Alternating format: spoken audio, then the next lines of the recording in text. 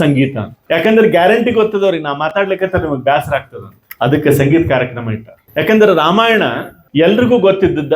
ಇನ್ನೊಂದಿಷ್ಟು ಮಂದಿ ಏನಂತಾರಂದ್ರ ನಮ್ಮ ಮನಿನ ದೊಡ್ಡ ರಾಮಾಯಣ ಅಂತ. ಸೊ ಎಲ್ಲರಿಗೂ ಈ ರಾಮಾಯಣದ ಪರಿಚಯ. ಈ ರಾಮ ಅನ್ನೋ ನಾಮ ನನಗ ಕಲಿಸ್ಕೊಟ್ಟದ್ದು ನಮ್ಮಪ್ಪ. ಮೊದ್ಲೇಕ ನಾನು ನಮ್ಮ ಅಪ್ಪನ ನೆನೆಸ್ತೀನಿ. ಯಾಕಂದ್ರ ಈಗ ಕಳ್ಕೊಂಡು 6 ತಿಂಗಳಾತವ್ರನ್ನ.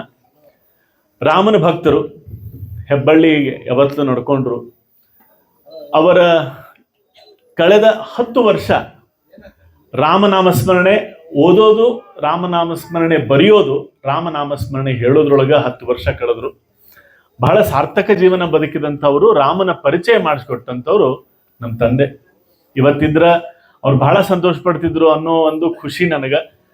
ಆದ್ರೂ ಅವರೆಲ್ಲೋ ಇದ್ಕೊಂಡು ನನಗೆ ಆಶೀರ್ವಾದನ ಮಾಡ್ಲಿಕ್ಕತ್ತಾರ. ಇದು ಅವ್ರು ಕೊಟ್ಟ ಬಳವಳಿ ಅಂತ ತಿಳ್ಕೊಂಡು ಇವತ್ತು ನಾನು ಇಲ್ಲಿ ಕೂತ್ಕೊಂಡಿದ್ದೆ. ಇನ್ನ ರವಿ ರಾಜ್ಪುರೋಹಿತ್ ಅವರು ನನಗ ಕೇವಲ ಒಂದು 3 ವರ್ಷದ ಗೆಳೆತನ.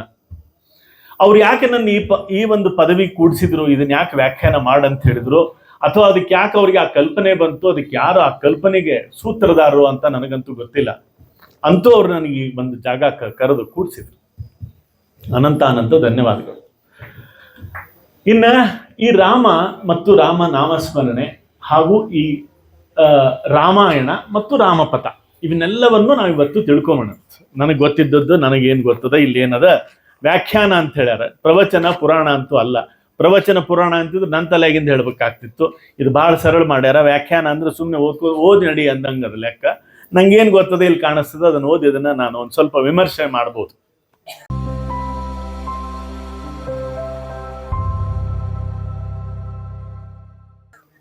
ಅದು ನಿಮ್ಗೆಲ್ಲರಿಗೂ ಒಂದು ಪ್ರಶ್ನೆ ಕೇಳ್ತೀನಿ ನಾನು. ರಾಮನಾಮಸ್ಮರಣೆ ಮಾಡಬೇಕೋ ಮಾಡಬಾರ್ದು? ಮಾಡಬೇಕು. ಇವತ್ತ ಇದಕ್ಕೆ ಉತ್ತರ ನಾ ಕೊನೆಗೆ ಹೇಳ್ತೇನೆ. ರಾಮನಾಮಸ್ಮರಣೆ ಮಾಡಬೇಕೋ ಮಾಡಬಾರ್ದು, ಯಾಕೆ ಮತ್ತೆ ಬೇರೆ ವಿಷಯ. ಮಾಡಬೇಕೋ ಮಾಡಬಾರ್ದು ಅನ್ನೋದ್ರ ಬಗ್ಗೆ ಕೊನೆಗೆ ನಂದೊಂದು ವಿಚಾರವನ್ನ ಹೇಳ್ತೀನಿ. ಅಂದ್ರ ಯಾಕೆ ಹಿಂಗೆ ಹೇಳಿದೆ ಅಂದ್ರೆ ಕೊನೆಯವರೆಗೂ ಇರ್ರಿ ಅಂತ. ಯಾರು ಹುಬ್ಳಿಯವರು ತವರು ಮನೆಯವರು ಇದ್ದೀರಿ ಗೊತ್ತಿಲ್ಲ ನನಗೆ. ಈ ಕಾರ್ಯಕ್ರಮ ಶುರು ಮಾಡ್ಬೇಕಾದ್ರೆ ಯಾವಾಗ ಅವ್ರು ಹೇಳಿದ್ರು ನನ್ನ ತಲೆಯೊಳಗೊಂದು ಬಹಳ ಪ್ರೀತಿ ಈ ಹಾಡು ಅಂದ್ರೆ ನನಗೆ. ಈ ಹಾಡನ್ನ ನಾನು ಹೇಳ್ಕೊಡ್ತೀನಿ, ಆದ್ರ ತಬಲಾನು ಬಾರಿಸ್ಬೋದು, ಹಾರ್ಮೋನಿಯಮ್ಮು ಸಾಥ್ ಕೊಡ್ಬೋದು, ಗೊತ್ತಿಲ್ಲ. ಧಾಟಿ, ಸಂಗೀತ, ಧ್ವನಿ ನನಗೆ ಗೊತ್ತಾಗಿಲ್ಲ. ಆದ್ರೆ ಒಂದು ಭಜನೆ ಹೇಳ್ಕೊಡ್ತೀನಿ, ನಾವೆಲ್ಲರೂ ಮಾಡ್ಬೋದಾ? ಇದನ್ನ ಭಜನೆ ಆದ್ಮೇಲೆ ಈ ಭಜನೆ ನಾ ಎಲ್ಲಿ ಕಲ್ತೆ, ಯಾವಾಗ ಕಲ್ತೆ ಅಂತ ಹೇಳ್ತೀನಿ. ಹೇಳ್ಬೋದಾ ಎಲ್ಲರೂ? ಓಕೆ. ಶ್ರೀರಾಮ್ ಸಮರ್ಥ. ರಾಮ ಜಯ ಜಯ ರಾಮ, ಜಯ ಜಯ ರಾಮ, ಜಯ ಜಯ ರಾಮ. ಈ ಹಾಡು ನಾನು 4ನೇ ಇದ್ದಾಗ ನಮ್ಮ ಅವ್ವ ನಮ್ಮ ಮನೆ ಹಳೇಬಳಿ ಒಳಗ ನೆಹರು ಸ್ಟೇಡಿಯಂ ಒಳಗ ಭದ್ರಗಿರಿ ಅಚ್ಯುತದಾಸರು ಕೀರ್ತನ ನಡೆಸ್ತಿದ್ರು. 4 ಕಣೇದ್ ಕಡ್ಲಿ ಕೊಡಿಸ್ತೀನಂತ ಕರ್ಕೊಂಡು ಹೋಗ್ತಿದ್ಲು ನಮ್ಮವ್ವ. ಆವಾಗ ಕಲಿಸ್ಕೊಟ್ಟದ್ದು ಹಾಡಿದು. 40 ವರ್ಷದ ಹಿಂದೆ ಕಲ್ತಿದ್ದ ಹಾಡು. ಇದನ್ನ ಪೂರ್ತಿ ನಾನು ರವಿಯವ್ರಿಗೆ ಕಳಿಸೀನಿ. ನಿಮ್ದು ಭಜನಾ ಮಂಡಳಿ ಇದ್ರೆ ನಿಮಗೆ ಕಳಿಸ್ರಿ, ಅವ್ರಿಗೆ ಇದನ್ನ ಪ್ರಾಕ್ಟೀಸ್ ಮಾಡ್ರಿ. ಪೂರ್ತಿ 4-5 ಧಾಟಿ ಅದ, ಬರೀ ಧಾಟಿ ಹೇಳಿನಿ. ಇನ್ನೂ ಮಸ್ತ್ ಅರ್ಥದ ಇದ್ರೊಳಗ. ಅದಕ್ಕೆ ಕೇಳಿದೆ, ಯಾರಾದ್ರೂ ತವ್ರ ಮನೆ ಹುಬ್ಳಿಯವ್ರು ಇದ್ದೀರೇನೋ ಅಂತ. ಯಾಕಂದ್ರೆ ನಿಮ್ ಬಾಲ್ಯದೊಳಗ ಅದು ಅನುಭವ ಇರ್ತದ ಅಂತ ಕೇಳಿದೆ. ಯಾಕಂದ್ರೆ ಇಲ್ಲಿ ಒಬ್ರು ಹುಬ್ಳಿಯವ್ರು ಇದ್ದಾರ. ಅವ್ರು ನೋಡಿಕೊಳ್ಳೆ ನಂಗೆ ಗೊತ್ತಾತ. ಆಗಲೇ ಸ್ಟೇಜ್ ಮೇಲೆ ಬಂದಿದ್ರು. ನನ್ನ ನೆನಪಿನ ಶಕ್ತಿ ಭಾಳ ಅದ. ಕೃಷ್ಣಸ್ವಾಮಿ ಮಠದ ಹತ್ರ ಅವ್ರ ಮನೆ ಇತ್ತು. ಸೊ ಹಿಂಗಾಗಿ ನಂಗೆ ಗೊತ್ತಾಗಿತ್ತು, ಅದಕ್ಕೆ ಕೇಳಿದೆ. ಇನ್ನ ರಾಮಪಥ. ಈ ರಾಮಪಥ ಅಂದ್ರ ನಮ್ಮ ದಿನಚರಿ ಒಳಗ, ನಮ್ಮ ದಿನನಿತ್ಯ ಜೀವನದೊಳಗ, ಪ್ರತಿಯೊಂದು ಸನ್ನಿವೇಶದೊಳಗ, ಸಂದರ್ಭದೊಳಗ, ಸಂಕಟದೊಳಗ ರಾಮ ಕಾಣಿಸ್ತಾ ಇರ್ತಾನೆ. ರಾಮನ ಹಾದಿ ಒಳಗ ನಾವು ನಡಿಲಿಕ್ಕೆ ಇರ್ತೀವಿ. ಯಾಕಂದ್ರೆ ಎಷ್ಟು ಜನರಿಗೆ ಆಗಲೇ ಹೇಳ್ಬೇಕಾದ್ರೆ ಹೇಳಿದ್ರು, ಅವ್ರು ಯಾರಿಗೆ ಸಮಸ್ಯೆ ಅದನೋ ಅವರೆಲ್ಲ ರಾಮ, ವಿನಾಯಕ್ ಅವ್ರು ಮಾತಾಡ್ಬೇಕಾದ್ರೆ ಹೇಳಿದ್ರು, ರಾಮನ ಎಂಟೈರ್ ಜರ್ನಿ ಒಳಗೆ ಅವ್ನಿಗೆ ಬರೇ ಸಮಸ್ಯೆನೇ ಇದ್ವು ಅಂತ. ಸೊ ಹಂಗಂದ್ರೆ ನಾವು ಅವ್ರಿಗೊಂದು ಬೆಸ್ಟ್ ಎಕ್ಸಾಂಪಲ್. ಇವತ್ತು ನಮ್ಮ ಹತ್ರ ಸಮಸ್ಯೆಗಳು ಏನು ಕಡಿಮೆ ಇಲ್ಲ, ಹೌದಿಲ್ಲ? ನಾವು ಸಮಸ್ಯೆ ಜೊತೆಗೆ ಇದ್ದೀವಿ. ಸೊ ಹಂಗಂದ್ರೆ ನಾವು ಆಲ್ರೆಡಿ ಒಂದು ಪಥದೊಳಗಿದ್ದೀವಿ. ಆದ್ರೆ ಇವತ್ತಿನ ಆ ಪಥಕ್ಕೂ ಮತ್ತು ಈ ವ್ಯಾಖ್ಯಾನವನ್ನ ಬರೆದಂಥದ್ದನ್ನ ನಮ್ಮ ಜೀವನಕ್ಕೆ ಇದು ಹೆಂಗ ಹತ್ತಿರವಾಗಿದೆ ಅಂತ ನೋಡ್ಕೊಂಡು ಹೋಗೋಣ. ನಾನು ಇದನ್ನ ಓದ್ತೀನಿ. ಒಂದು ವ್ಯಾಖ್ಯಾನ ಆದ್ಮೇಲೆ ಸಂಗೀತ ಇರ್ತದೆ. ಸೊ ಆ ವ್ಯಾಖ್ಯಾನಕ್ಕೆ ಅವಶ್ಯಕತೆ ಇರುವಂತಹ ಕೆಲವೊಂದಿಷ್ಟು ವಿಮರ್ಶೆಗಳನ್ನ ನಾನು ಮಾಡ್ತೀನಿ. ಪ್ರತಿಯೊಂದು ವಿಮರ್ಶೆ ನಾ ಮಾಡಲಿಕ್ಕೆ 5ರಿಂದ 7 ನಿಮಿಷ ಬೇಕನ್ನಿಸ್ತದೆ. ಸೊ ಇದನ್ನ ಓದಿ 1-2 ನಿಮಿಷದೊಳಗೆ ಮುಗಿಸಿ ಮತ್ತೆ ಅವರಿಗೆ ಕೊಡ್ತೀನಿ. ಒಂದೇದ್ದು ಸಂಭವಾಮಿ ಯುಗೆ ಯುಗೆ ಅಂತ. ಬ್ರಹ್ಮಾಂಡ ಇರದೆ ಧರ್ಮದ ಅಡಿಪಾಯದ ಮೇಲೆ ಎಲ್ಲಿ ಕತ್ತಲೆ ಮತ್ತು ಬೆಳಕಿನ ನಡುವೆ ನಿರಂತರ ಸಂಘರ್ಷ ನಡೆಯುತ್ತಲೇ ಇರುತ್ತದೆ. ಯಾವಾಗ ಅಧರ್ಮವು ಮಿತಿಮೀರಿ ತನ್ನ ಅಟ್ಟಹಾಸವನ್ನು ಮೆರೆಯುತ್ತದೆಯೋ ಆಗ ಆ ಸಮತೋಲನವನ್ನ ಕಾಪಾಡಲು ಬ್ರಹ್ಮಾಂಡವೇ ಒಂದು ಶಕ್ತಿಯುತವಾದ ಧರ್ಮವನ್ನು ಕಂಡುಕೊಳ್ಳುತ್ತದೆ. ಧರ್ಮ ಸಂಸ್ಥಾಪನಾಥಾಯ ಸಂಭವಾಮಿ ಯುಗೆ ಯುಗೆ ಎಂಬ ಭರವಸೆಯಂತೆ ರಾಮನ ಜನನವು ಅಧರ್ಮವನ್ನು ಅಂತ್ಯಕ್ಕೆ ಬರೆದು ಮೊದಲ ಮುನ್ನಡೆ. ಇಲ್ಲಿ ಏನ್ ಹೇಳಿತು ಈ ಪ್ಯಾರಾಗ್ರಾಫ್ ಒಳಗಂದ್ರ, ಪರಿಸರ ಮತ್ತು ನಿಸರ್ಗ ಹೆಂಗ ಡಿಸೈನ್ ಆಗ್ಯದ ಜೀವನದೊಳಗಂದ್ರ, ನೇಚರ್, ಇಂಗ್ಲಿಷ್ನಾಗ ಹೇಳ್ತೀನಿ, nature will balance by its own ಅಂತ. ಪರಿಸರ ತನ್ನಷ್ಟಕ್ಕೆ ತಾನೇ ಸರಿಪಡಿಸಿಕೊಳ್ಳುವಂತ ಒಂದು ವ್ಯವಸ್ಥೆ ಇದೆ. ಬ್ಯಾಸಿಗೆ ಬಂದಾಗ ಗಿಡಗಳು, ಪಕ್ಷಿಗಳಿಗೆ, ಪ್ರಾಣಿಗಳಿಗೆ, ಸಣ್ಣ ಸಣ್ಣ ಕ್ರಿಮಿ ಕೀಟಗಳು ಯಾವ ರೀತಿ ತಮ್ಮ ಬದುಕನ್ನ ಬದುಕ್ತಾವ, ಯಾಕಂದ್ರೆ ನೇಚರ್ಗೆ ಅದರದೇ ಆದಂತ ಪಾಠ ಇದೆ. ಆ ನೇಚರ್ ಪಾಠ ಏನು ಅಂತ ತಿಳ್ಕೋಬೇಕು ಅಂದ್ರೆ ನೀವು ಉದ್ಧವ ಗೀತೆಯನ್ನ ತಿಳ್ಕೋಬೇಕು. ಆ ಉದ್ಧವ ಗೀತೆ ಒಳಗ ಮಹಾಭಾರತದ ಒಂದು ಗೀತೆ ನಾವು ಕೇಳಿವಿ. ಉದ್ಧವ ಗೀತೆ ಒಳಗ ಪರಿಸರ ಹೆಂಗೆ ನಮಗೆ ಪಾಠ ಕಲಿಸ್ತದೆ ಅಂತ ನಾವು ತಿಳ್ಕೋಬಹುದು. ಹಂಗ ಇಲ್ಲಿ ಹೇಳುವಂತ ಒಂದು ಶಬ್ದ ಇಂಗ್ಲಿಷ್ ಒಳಗೆ ನಾನು ಹೇಳ್ತೀನಿ, ಪಾಯ್ಸ್ ಅಂತ. POISE, ಪಾಯ್ಸ್ ಅಂದ್ರೆ ಬ್ಯಾಲೆನ್ಸ್ಡ್. ಜೀವನ ನಮ್ದು ಹೆಂಗಿದೆ ಇವತ್ತು ಅಂದ್ರ ಇಂಬ್ಯಾಲೆನ್ಸ್ ಮಾಡ್ಕೊಂಡು ಕೂತ್ಕೊಂಡ್ಬಿಟ್ಟಿವಿ. ಯಾವುದೋ ಒಂದು ಪರಿಸ್ಥಿತಿಗೆ ಶರಣಾಗ್ತೀವಿ. ಯಾವುದೋ ಒಂದು ಹೆಂಗಾಗ್ಯದಂದ್ರ ನಮ್ಮ ರಿಮೋಟ್ ಅನ್ನ ನಾವು ಬೇರೆದವ್ರ ಕೈಯೊಳಗೆ ಕೊಟ್ಟು ಬದುಕ್ತಾ ಇದ್ದೀವಿ. ಯಾಕಂದ್ರೆ ಅವ್ರು ಹೆಂಗ ಆಪರೇಟ್ ಮಾಡ್ತಾರೋ, ಪಕ್ಕದ ಮನೆಯವರ ಟಿವಿ, ಪಕ್ಕದ ಮನೆಯವರ ಕಾರು, ಪಕ್ಕದ ಮನೆಯವರ ಸೀರೆ ಹೆಂಗ ನಮ್ಮನ್ನ ಆಪರೇಟ್ ಮಾಡ್ತದಲ್ಲ, ಅದು ಬೇರೆದವ್ರ ಕಡೆ ರಿಮೋಟ್ ಅನ್ನ ಕೊಟ್ಟು ನಮ್ಮ ಜೀವನವನ್ನ ಆಪರೇಟ್ ಮಾಡ್ಕೊಳ್ತಾ ಇದ್ದೀವಿ. ಇದಕ್ಕೆ ಕಾರಣ ಅನಾರೋಗ್ಯ, ಆರ್ಥಿಕ ಪರಿಸ್ಥಿತಿಯಲ್ಲಿ ಅಸ್ತವ್ಯಸ್ತತೆ, ಮಾನಸಿಕ ರೋಗ, ಇವೆಲ್ಲವಕ್ಕೂ ಕಾರಣಗಳು ಏನಪ್ಪಾ ಅಂದ್ರೆ ನಾವು ಬ್ಯಾಲೆನ್ಸ್ಡ್ ಆಗದೇ ಇರುವಂತಹದ್ದು. ಸಂದರ್ಭ ಹೇಳ್ತೇನೆ. ಲೋಕದ ಅರ್ಧನಾದವು ಮಿತಿಮೀರಿದಾಗ, ರಾವಣನ ಅಹಂಕಾರದ ಅಂಧಕಾರವು ಜಗತ್ತನ್ನು ಮುಚ್ಚಿದಾಗ, ಬ್ರಹ್ಮಾಂಡದ ಆ ದಿವ್ಯ ಶಕ್ತಿಯು ರಾಮ ಎಂಬ ರೂಪದಲ್ಲಿ ಧರೆಗೆ ಇಳಿಯಿತು. ಅಯೋಧ್ಯೆಯ ಅರಮನೆಯಲ್ಲಿ ಚೈತ್ರ ಮಾಸದ ಆ ಮಧ್ಯಾಹ್ನ ಸೂರ್ಯನು ಆಕಾಶದ ಮಧ್ಯಭಾಗದಲ್ಲಿ ಪ್ರಖರವಾಗಿದ್ದಾಗ ಪುನರ್ವಸು ನಕ್ಷತ್ರದ ಶುಭಲಗ್ನದಲ್ಲಿ ಶ್ರೀರಾಮನು ಜನ್ಮ ತಾಳಿದನು. ಅದು ಕೇವಲ ಒಂದು ಮಗುವಿನ ಅಳು ಆಗಿರಲಿಲ್ಲ, ಅದು ಅಧರ್ಮದ ಎದೆಯಲ್ಲಿ ಹುಟ್ಟಿದ ಮೊದಲ ಕಂಪನವಾಗಿತ್ತು. ರಾವಣನ ಸಂಹಾರ ಇನ್ನೂ ನಡೆದಿದ್ದಿಲ್ಲವಾದರೂ ಆತನ ಅಧರ್ಮವನ್ನು ತಟಸ್ಥಗೊಳಿಸಲು ಬೇಕಾದ ಪರಿಹಾರ ಈ ಭೂಮಿಯ ಮೇಲೆ ಜನ್ಮ ತಾಳಿತ್ತು. ರಾಮನು ಭೂಮಿಗೆ ಬಂದ ಆ ಕ್ಷಣದಲ್ಲಿ ಪ್ರಕೃತಿಯೇ ಸಂಭ್ರಮಿಸಿತು. ಅಂದು ಅಯೋಧ್ಯೆಯಲ್ಲಿ ಬೆಳೆಸಿದ ಆ ದಿವ್ಯ ಜ್ಯೋತಿ ಕೇವಲ ಒಬ್ಬ ರಾಜಕುಮಾರನ ಹುಟ್ಟಿಗಿರದೆ ಅಸ್ತಮಿಸುತ್ತಿದ್ದ ಧರ್ಮಕ್ಕೆ ಸಿಕ್ಕ ಹೊಸ ಸೂರ್ಯೋದಯ ಭರವಸೆಯಾಗಿತ್ತು. ಇದಕ್ಕೆ ಸಂಭವಾಮಿ ಯುಗೆ ಯುಗೆ ಅಂತ ಹೇಳಿದ್ದು. ಯಾವಾಗ ನಮ್ಮ ದೇಶದ ವಿಶೇಷತೆ ಇದು, ಯಾವಾಗ ದೇಶ ಕಷ್ಟದಲ್ಲಿ ಬರ್ತದೋ ಆವಾಗ ಮತ್ತೆ ಒಂದು ಜನ್ಮ ತಾಳ್ತದೆ ನಮ್ಮ ಈ ಭೂಮಿ ರಕ್ಷಣೆ ಮಾಡ್ಲಿಕ್ಕೆ. ಇದಕ್ಕೆ ದೇವಭೂಮಿ ಅಂತ ಕರೀತಾರೆ ನಮ್ಮ ರಾಷ್ಟ್ರಕ್ಕೆ. ನಮ್ಮ ರಾಷ್ಟ್ರ ಎಂದೂ ಸೋತಿಲ್ಲ, ನಮ್ಮ ರಾಷ್ಟ್ರ ಎಂದೂ ಬಡವನೇ ಆಗಿಲ್ಲ.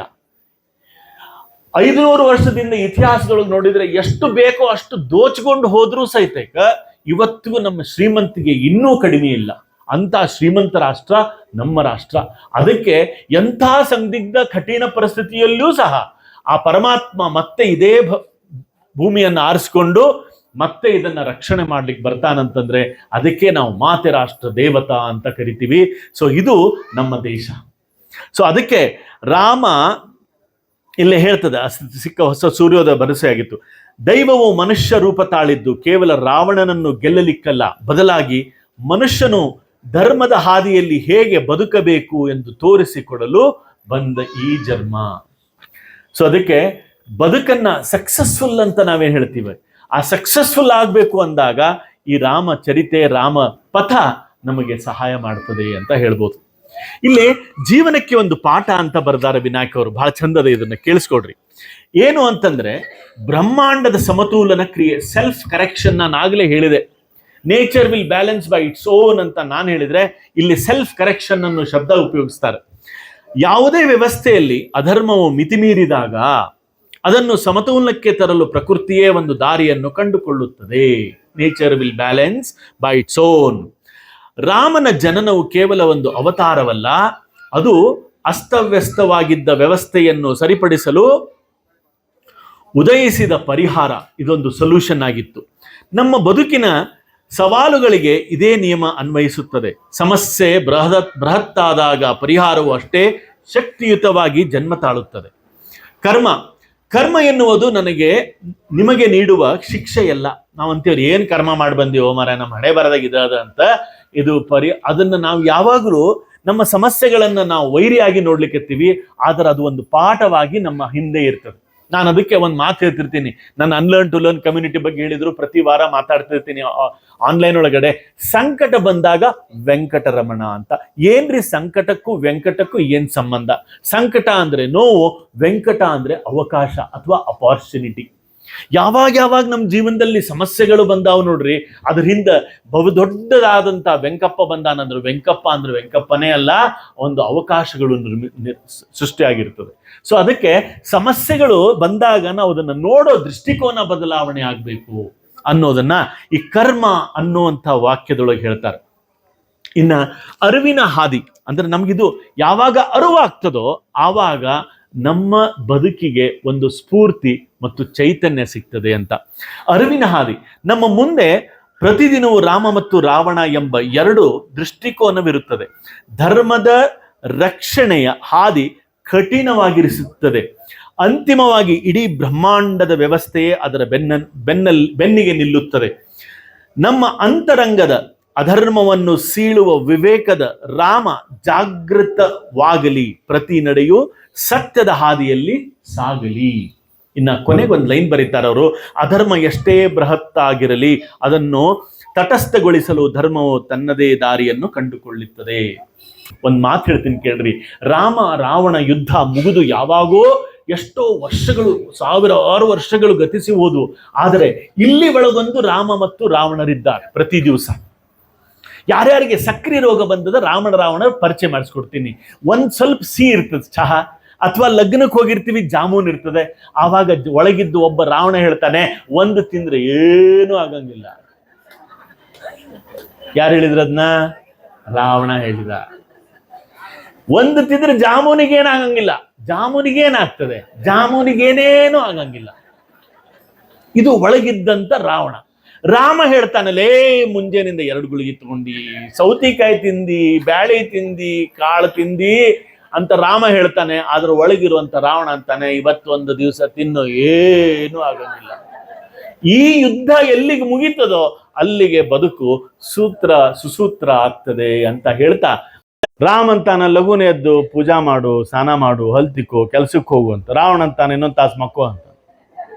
ಅಲಾರಾಮ್ ಒತ್ತುದದ, ಮಲಗುದದ. ಹಿಂಗ ಎಲ್ಲಾ ಕಡೆ ಈ ರಾಮ ರಾವಣರು ಪ್ರತಿನಿತ್ಯ ನಮ್ಮ ಜೀವನದೊಳಗೆ ನಡೀತಾ ಇರ್ತದೆ. ಯಾವುದು ಸರಿ, ಯಾವ್ದನ್ನ ಮಾಡ್ಬೇಕು, ಯಾವ್ದನ್ನ ಮಾಡಬಾರ್ದು. ರಾವಣ ಹೇಳ್ತಿರ್ತಾನೆ ಹಿಂಗ್ ಮಾಡ್ಬೇಡ. ಅವ ಹೇಳಿದ್ದ ನಾವು ಮಾಡ್ಲಿಕ್ಕೆ ಹೋಗ್ತೀವಿ, ಎಲ್ಲೋ ಒಂದ್ ಕಡೆ ಹೋಗಿ ಮುಕ್ಕರ್ಸ್ಕೊಂಡು ಬೀಳ್ತೀವಿ. 2ನೇ ವ್ಯಾಖ್ಯಾನ ಇದು ಎಷ್ಟು ಚಂದದ.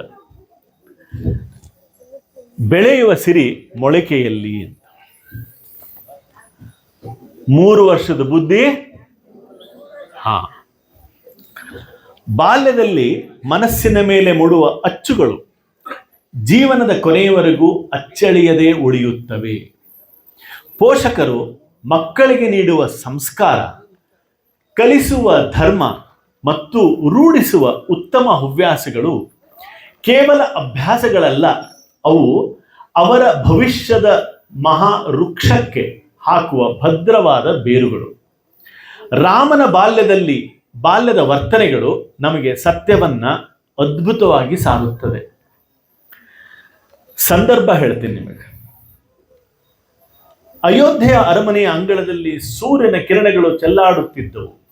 ಅಲ್ಲಿ ದಶರಥನ 4 ಪುತ್ರರು ಆಡುತ್ತಿದ್ದರು. ಬಾಲ ರಾಮನು ತನ್ನ ಕೈಯಲ್ಲಿದ್ದ ಬಿಲ್ಲನ್ನು ಹಿಡಿದು ಅತ್ಯಂತ ಚತುರತೆಯಿಂದ ಗುರಿ ಇಡುತ್ತಿದ್ದನು. ಆತನ ಆಟದ ವೇಗ ಮತ್ತು ಜಾಣ್ಮೆಗೆ ಯಾರೂ ಸಾಟಿ ಇರಲಿಲ್ಲ. ಆದರೆ ಆಟದ ಅಂತಿಮ ಕ್ಷಣದಲ್ಲಿ ತನ್ನ ಪ್ರೀತಿಯ ಸಹೋದರ ಭರತನನ್ನು ಸೋಲಿಸುತ್ತಿದ್ದಾನೆ ಎಂದು ಅರಿವಾದಾಗ, ಅಂದ್ರೆ ಭರತ ಸೋಲಿಕತ್ತಾನಂತ ಗೊತ್ತಾದಾಗ, ರಾಮ ಉದ್ದೇಶಪೂರ್ವಕವಾಗಿಯೇ ತನ್ನ ಗುರಿಯನ್ನು ತಪ್ಪಿಸುತ್ತಿದ್ದನು. ಭರತನು ಗೆದ್ದು ಸಂಭ್ರಮಿಸಿದಾಗ ರಾಮನು ಆತನನ್ನು ಅಪ್ಪಿಕೊಂಡು ಪಡುತ್ತಿದ್ದ ಆನಂದ ಸ್ವತಃ ತಾನು ಗೆದ್ದಾಗಲೂ ಇರುತ್ತಿರಲಿಲ್ಲ. ಇಲ್ಲಿ ನಾವು ನೋಡ್ಬೇಕಾಗಿರೋದು ಏನಪ್ಪಾ ಅಂತಂದ್ರೆ, ಬಾಲ್ಯದಲ್ಲಿರುವಂಥ ನಾಯಕತ್ವದ ಕೌಶಲ್ಯಗಳು, ಲೀಡರ್ಶಿಪ್ ನನ್ಕಿನ ಬ್ಯಾರದು. ಅಂದ್ರೆ ಇದು ಇಲ್ಲಿ ನಾನು ಇನ್ನೊಂದು ಕ್ಯಾರೆಕ್ಟರ್ ಯೂಸ್ ಮಾಡೋದಂದ್ರೆ ತಾಯಿ.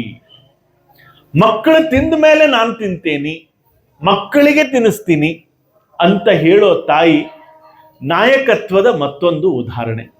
ಆದ್ರೆ ಇಲ್ಲಿ ರಾಮ ಭರತನನ್ನ ಸೋಲಿಸ್ಲಿಲ್ಲ, ಭರತನಿಗೋಸ್ಕರ ಸೋತ. ಇದು ನಾಯಕತ್ವದ ಜೊತೆಗೆ ಇನ್ನೊಂದು ಏನ್ ತೋರಿಸ್ತದೆ ಅಂದ್ರೆ ತ್ಯಾಗ ತೋರಿಸ್ತದೆ, ಸ್ಯಾಕ್ರಿಫೈಸ್. ತ್ಯಾಗ ಏನ್ ತ್ಯಾಗ ಮಾಡಿದ? ತನ್ನನ್ನ ತಾನು ಕೊಟ್ಟ, ಒಂದು ಭಾತೃತ್ವದಕ್ಕೋಸ್ಕರ. ಸಮತೋಲನ, ಎಲ್ಲವನ್ನೂ ಸಮವಾಗಿ ಇಟ್ಟಿದ್ದ, ಇಕ್ವಾಲಿಟಿ. ಇವತ್ತಿನ ಮ್ಯಾನೇಜ್ಮೆಂಟ್ ಸ್ಟಡೀಸ್ ಒಳಗಡೆ ಈ ಲೀಡರ್ಶಿಪ್, ಸ್ಯಾಕ್ರಿಫೈಸ್ ಮತ್ತು ಈಕ್ವಾಲಿಟಿ ಅನ್ನೋ ಶಬ್ದಗಳನ್ನು ಉಪಯೋಗಿಸಿ ಒಂದೊಂದು ಕೋರ್ಸ್ ಡಿಸೈನ್ ಮಾಡ್ಯಾರ. ಆದ್ರೆ ರಾಮ ಪಥದಲ್ಲಿ, ರಾಮಾಯಣದಲ್ಲಿ, ರಾಮನ ವ್ಯಾಖ್ಯದಲ್ಲಿ, ರಾಮನ ಹಾದಿಯಲ್ಲಿ ನಾಯಕತ್ವ, ಮ್ಯಾನೇಜ್ಮೆಂಟ್ ಅನ್ನೋದು ಹಾಸುಹೊಕ್ಕಾಗಿತ್ತು. ಇದು ಕೇವಲ ಆಟವಾಗಿರಲಿಲ್ಲ, ಇದು ಸಮಚಿತ್ತತೆಯ ಪಾಠವಾಗಿತ್ತು. ತನ್ನ ಪ್ರೀತಿ ಪಾತ್ರರ ಗೆಲುವಿಗಾಗಿ ತನ್ನ ಗೆಲುವನ್ನು ನಗುತ್ತಲೇ ಬಿಟ್ಟುಕೊಡುವ ಆ ವಿಶಾಲ ಹೃದಯ ಮೊಳಕೆಯನ್ನು ಕಂಡು ಅಯೋಧ್ಯೆಯ ಪ್ರಜೆಗಳು ಕಣ್ಣೀರು ತುಂಬಿ ನೋಡುತ್ತಿದ್ದರು. ಬಾಲ್ಯದಲ್ಲಿನೇ ಮೈಗೂಡಿಸಿಕೊಂಡು ಈ ಸಮಾನ ದೃಷ್ಟಿ, ಈಕ್ವಾಲಿಟಿ ಮತ್ತು ತ್ಯಾಗದ ಅನುಭವವೇ ಮುಂದೆ ಅಯೋಧ್ಯೆಯ ಸಿಂಹಾಸನವನ್ನು ತ್ಯಜಿಸಿ ಕಾಡಿಗೆ ಹೊರಟಾಗಲು ರಾಮನ ಮುಖದಲ್ಲಿ ಕಿಂಚಿತ್ತು ವಿಷಾದವಿಲ್ಲದೆ ಅದೇ ಮಂದಹಾಸ ಉಳಿಯುವಂತೆ ಮಾಡಿತ್ತು. ಬಾಲ್ಯದಲ್ಲಿ ಬಿತ್ತಿದ ಆ ಧರ್ಮದ ಬೀಜವು ಮುಂದೆ ಲೋಕವೇ ನಮಿಸುವಂತಹ ನಾಯಕತ್ವವಾಗಿ ಬೆಳೆದಿತ್ತು. ಇದು ಬಹಳ ಇಂಪಾರ್ಟೆಂಟ್ ಅದ. ನಾನು ನಿಮ್ಗೆ ಇದಕ್ಕೊಂದು ಸಣ್ಣ ನನ್ನ ಒಂದು ಅನುಭವ ಮತ್ತು ವಿಮರ್ಶೆ ಹೇಳಬೇಕಿಲ್ಲ. ಜೀವನದ ಪಾಠ. ಬಾಲ್ಯದ ಸಂಸ್ಕಾರ, ಮಗು ಏನನ್ನು ನೋಡುತ್ತದೆಯೋ, ಏನನ್ನು ಅನುಭವಿಸುತ್ತದೆಯೋ ಅದೇ ಆತನ ವ್ಯಕ್ತಿತ್ವವಾಗುತ್ತದೆ, ರೂಪುಗೊಳ್ಳುತ್ತದೆ. ಪೋಷಕರು ಮಕ್ಕಳಿಗೆ ಬಾಲ್ಯದಲ್ಲಿ ಧರ್ಮ, ಆರೋಗ್ಯ ಮತ್ತು ಜ್ಞಾನದ ಬಗ್ಗೆ ಆಸಕ್ತಿ ಮೂಡಿಸಬೇಕು. ಬಾಲ್ಯದಲ್ಲಿ ಮೂಡುವ ಸತ್ಸಂಗ ಮತ್ತು ಸದ್ವಿಚಾರಗಳು ಜೀವನದ ಸಂಕಷ್ಟದ ಸಮಯದಲ್ಲಿ ಅಚಲವಾದ ದಾರಿದೀಪವಾಗುತ್ತದೆ. ಹಾಗಂದ್ರೆ ನಾವು ಮಕ್ಕಳಿಗೆ ಏನ್ ಕಲಿಸ್ತಾ ಇದ್ದೀವಿ ಇವತ್ತು? ಆಗ್ಲೇ ನನ್ನ ಕಮ್ಯುನಿಟಿ ಹೆಸರು ಹೇಳಿದ್ರು, ಅನ್ಲರ್ನ್ ಟು ಲರ್ನ್ ಕಮ್ಯುನಿಟಿ ಅಂತ. ಒಂದು ವಾಕ್ಯ ಹೇಳ್ತೀನಿ ನಿಮಗೆ. ಆ ವಾಕ್ಯ ನನ್ನ ಬದುಕನ್ನ ಬದಲಾವಣೆ ಮಾಡಿರುವಂತ ಒಂದು ಪುಸ್ತಕದಿಂದ ಸಿಕ್ಕಿರುವಂತಹದ್ದು. Our childrens never listen elder word but they never failed in imitating them ಅಂತ. ಮಕ್ಕಳೆಂದೂ ಪಾಲಕರ ಮಾತು ಕೇಳುವುದಿಲ್ಲ, ಅನುಕರಣೆಯಿಂದ ಕಲಿತಾರೆ. ಹಾಗಾದ್ರೆ ಅವರು ಅನುಕರಣೆಯಿಂದ ಕಲಿತಾ ಇದ್ದಾರೆ ನಮ್ಮ ಮಕ್ಕಳು ಅಂದ್ರೆ ನಾವು ಯಾವ ರೀತಿ ಬದುಕ್ತಾ ಇದ್ದೀವಿ ಇವತ್ತು? ಎಷ್ಟೋ ಸರಿ ನಾವು ಹೇಳ್ತೀವಿ, ಮೈಕದ ಸ್ವಲ್ಪ ನಾನು ನೋಡ್ಕೊಂಡು ಹೇಳ್ತೀನಿ ಅಂತ. ನಾವು ಹೆಂಗ್ ಹೇಳ್ತೀವಿ ಮಕ್ಕಳಿಗೆ ಅಂದ್ರೆ, ಯಾರದು ಒದರೋದು ಅಂತ ನಾವೇ ಒದ್ರೆ ಹೇಳ್ತಿರ್ತೀವಿ, ಹೌದಿಲ್ಲ? ಅವ್ರಿಗೆ ಗೊತ್ತಿದ್ದಂಗೆ ನಾವು ಪಾಠ ಕಲಿಸ್ತಾ ಇರ್ತೀವಿ ಮಕ್ಕಳಿಗೆ. ಹೇಳ್ತೀವಿ ನಾವು, ಇವತ್ತು ರಾಮಪಥಕ್ಕೆ ಹೊಂಟೀನಿ, ನೀವಿಬ್ರು ಜಗಳಾಡಬಾರ್ದ ಅಂತ ಹೇಳಿ ಬಂದಿರ್ತೀರಿ.